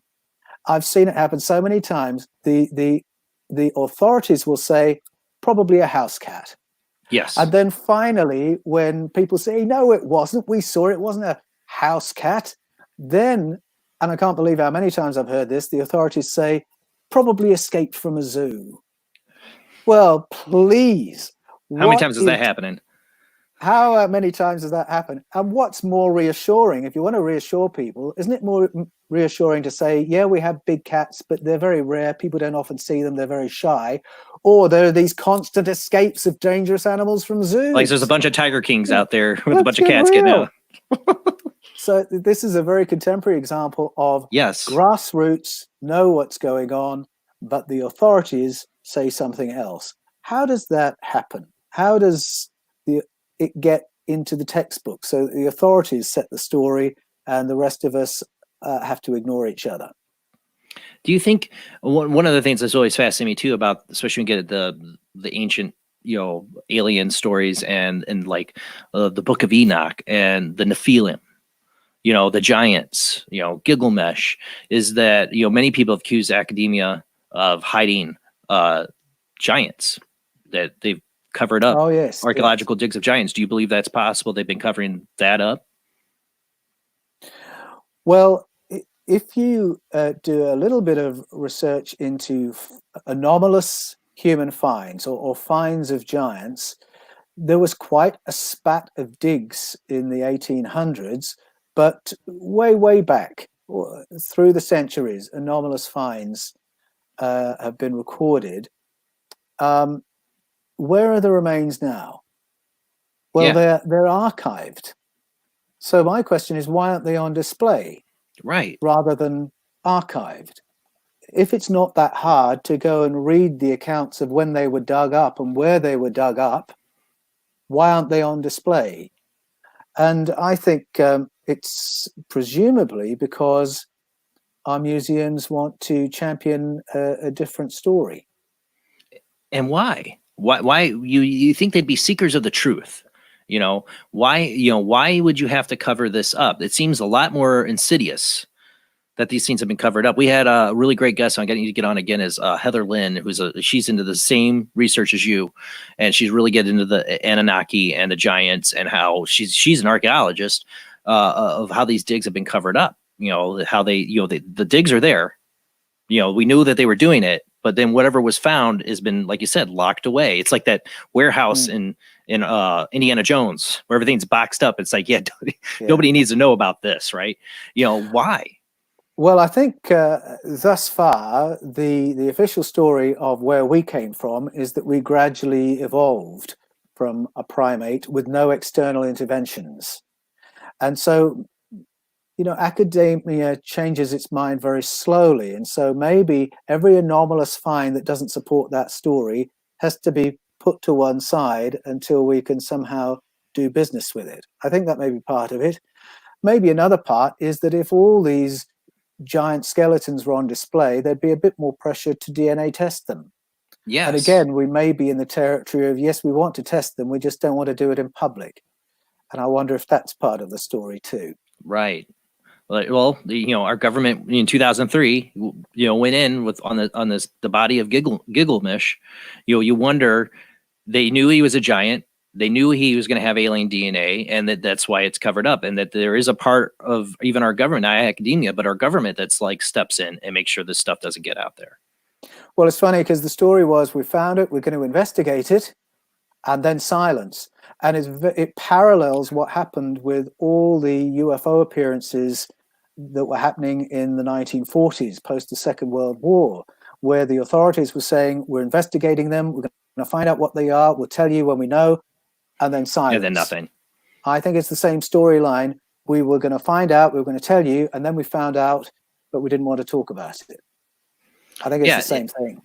Yeah, that's but the fact that they've been covering this up for so long in archaeology is, like you said, because it didn't fit their narrative, they boxed it away. That I can see that as a possibility. But there's so many people that went into this field wanting to know the truth of our history. It's surprising how well they've kept it hidden. There are some places I know. Where is it? They have a giant human skeleton on display, from that they dug up. I can't remember where, but there's some cultures that accept it, and in their archaeology, they do have it displayed. There is something there. Yes, I think so. I think in Central and South America, there's a little bit more openness. To this aspect of research. Now, do you think there could still be Nephilim or giants hiding out in caves? There's the Kandahar giant story has been viral for a number of years, of these Afghan soldiers supposedly finding this rare red-haired giant that killed their troops. I don't know. It's a story that's been going around on the internet now for a while. My friend Heather Wade got a contact with somebody that had witnessed that. Do you think there's possible these things could still be around?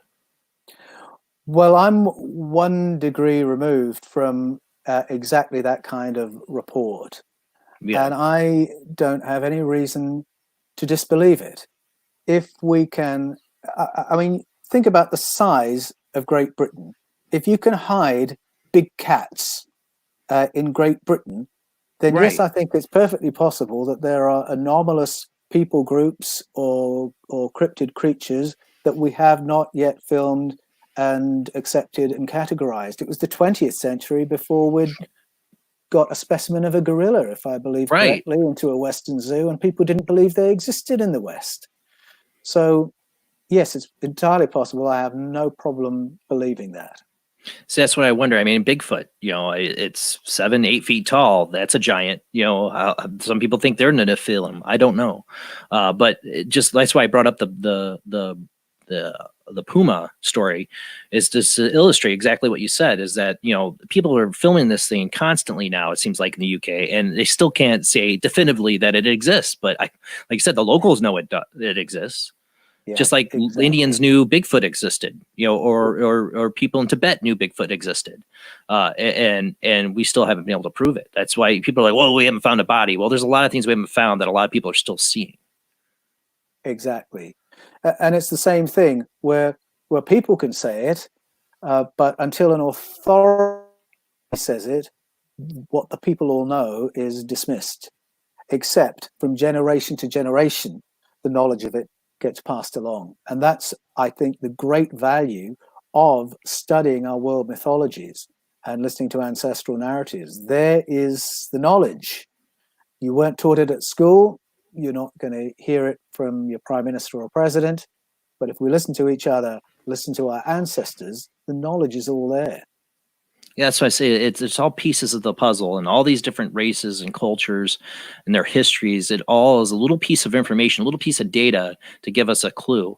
But I mean, if we go back 200,000 years, I mean, we could have had a whole civilization that existed, technology and everything. I think we talked about this last time. I think I mentioned what was the name of the show on History Channel? After People, or what is it? It was a whole. Yes. You remember? Yeah, it's a whole show. It shows. Yeah, so life after people. How quickly things just disappear. Some things remain, but after they show you how this stuff all could just disappear over time if people just suddenly disappeared off the planet. And if there was a great flood, one of the things I know we're running out of time too. We're back to the moon. How if the moon was brought here, what's the evidence to say how long ago that was? Well, there are, as I mentioned earlier, Roman historians and poets, Greek historians and poets, who talk about a human population in Greece, resident in Greece at the time when the moon arrived. And the way they talk about it, they're not talking about primitive ancestors. They're talking about us, people like us, a population in Greece.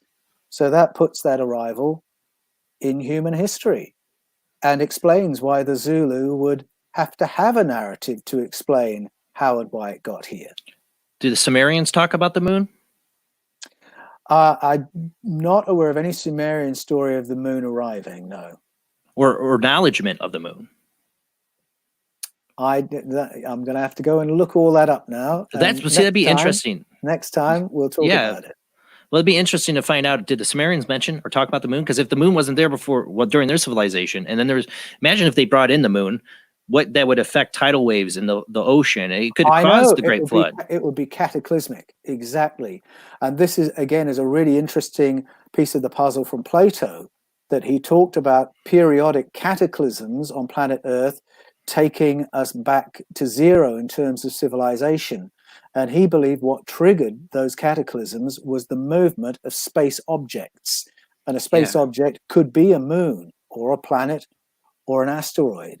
And so that's a very fascinating piece of the puzzle. I mean, Zachary Stitchin, was very focused on Nibiru and the 12th planet, a planet that was in our solar system. You believe that, but I always thought, well, maybe the 12th planet's been up there the whole time. It's the moon, that there's an alien base watching over us. You were asking what's in the Sumerian canon, and certainly in the Sumerian artistic canon, there appear to be quite accurate depictions of our solar system and how many planetary bodies there are in the solar system. So certainly that knowledge was there. But as to a developed story about what the moon was, when it arrived, what its function is, if it's natural or unnatural, I haven't found that. More research for you. More research for you. That's right. There's always more to learn. If the Sumerians never mentioned the moon once in all that tablet form, and they don't talk about the moon in any aspect or form or tribute a god to it, and the moon's totally left out, I've always wondered. I'm not an expert on Sumerian, but I've always wondered if they mentioned it.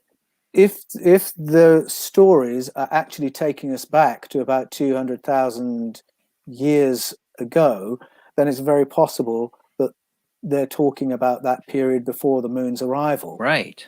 Which, as I say, if the Roman and Greek historians can talk about the people before the moon, then I reckon if we're talking about our ancient ancestors in the southern African mines 200,000 years ago, yes, it could be within that timeline. That'd be really interesting to find out. That's something I've always been curious about, is if the Sumerians knew the moon was there, if it was there for them, because that would answer a lot. If we could figure that out, if they don't mention it at all, or they just pay no attention to the moon, that means something to me. I mean, that the moon probably wasn't there yet. That could explain to me my idea of the moon. It's the Galactic Federation came in with this Death Star. It looked like and put it up there to monitor things and take control. That's what I've always wondered. Much more to talk about some other time. Absolutely. The Death Star is a great one to go into, because that's an example of a storyteller telling us something that's true way ahead of the official information being there. Because you go to Mimas and Iapetus, that's the Death Star, aged several thousand years, and yet Star Wars 1976 was a decade and a half before we had any images of Iapetus at all. How's that happen? Right. That has to be privileged information, doesn't it? Or did he get that from the field? I don't know. Some people say Spielberg and Lucas have some kind of insider information. Paul, thank you so much for being on tonight. Like I said, we always run out of time. Just so people know, where can they find your info and keep up to date with what you're currently doing? Absolutely. First place to go is Amazon or Barnes & Noble, and you can buy my book Friday in the States. It will fly off the shelves towards your home, so you can read the book and connect with me through that. Go to the Paul Wallis channel on YouTube. That's Wallis, Wallis. Watch me on the Fifth Kind TV, and my website is paulanthonywallis.com, Anthony with an H, and Wallace, Wallis.com. But please don't forget to go to Amazon first, or Barnes & Noble, anywhere that sells books. Get Escaping from Eden. And if you buy in the first 3 weeks, it really helps the book to chart. So I'd really appreciate that. Well, I definitely want to get this book. I've been wanting it since you first came on the show. Talk about when's the book come out? Because I'm totally can't wait to read it. Thank you so much, Paul. You were an excellent guest. We always run out of time to talk about stuff. There's so much more. I'd love to have you back again. And especially if you got another book in the lineup, let me know. We definitely want to get you back on for that. All right, guys, that's it for the show. Check out www.paulanthonywallis.com is his website. Escaping from Eden. Does Genesis teach that the human race was created by God or engineered by ETs? Check out his new book. Like I said, comes out Friday for everybody in the States. All right, guys, next week we're going to have on, Lynn Russell, an expert on near-death experiences. So we're going to talk about near-death experiences next week. Another great topic.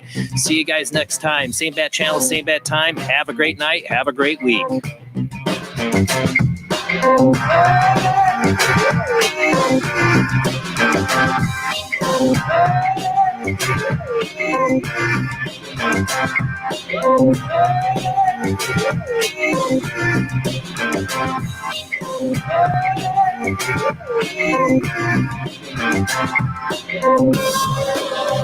you.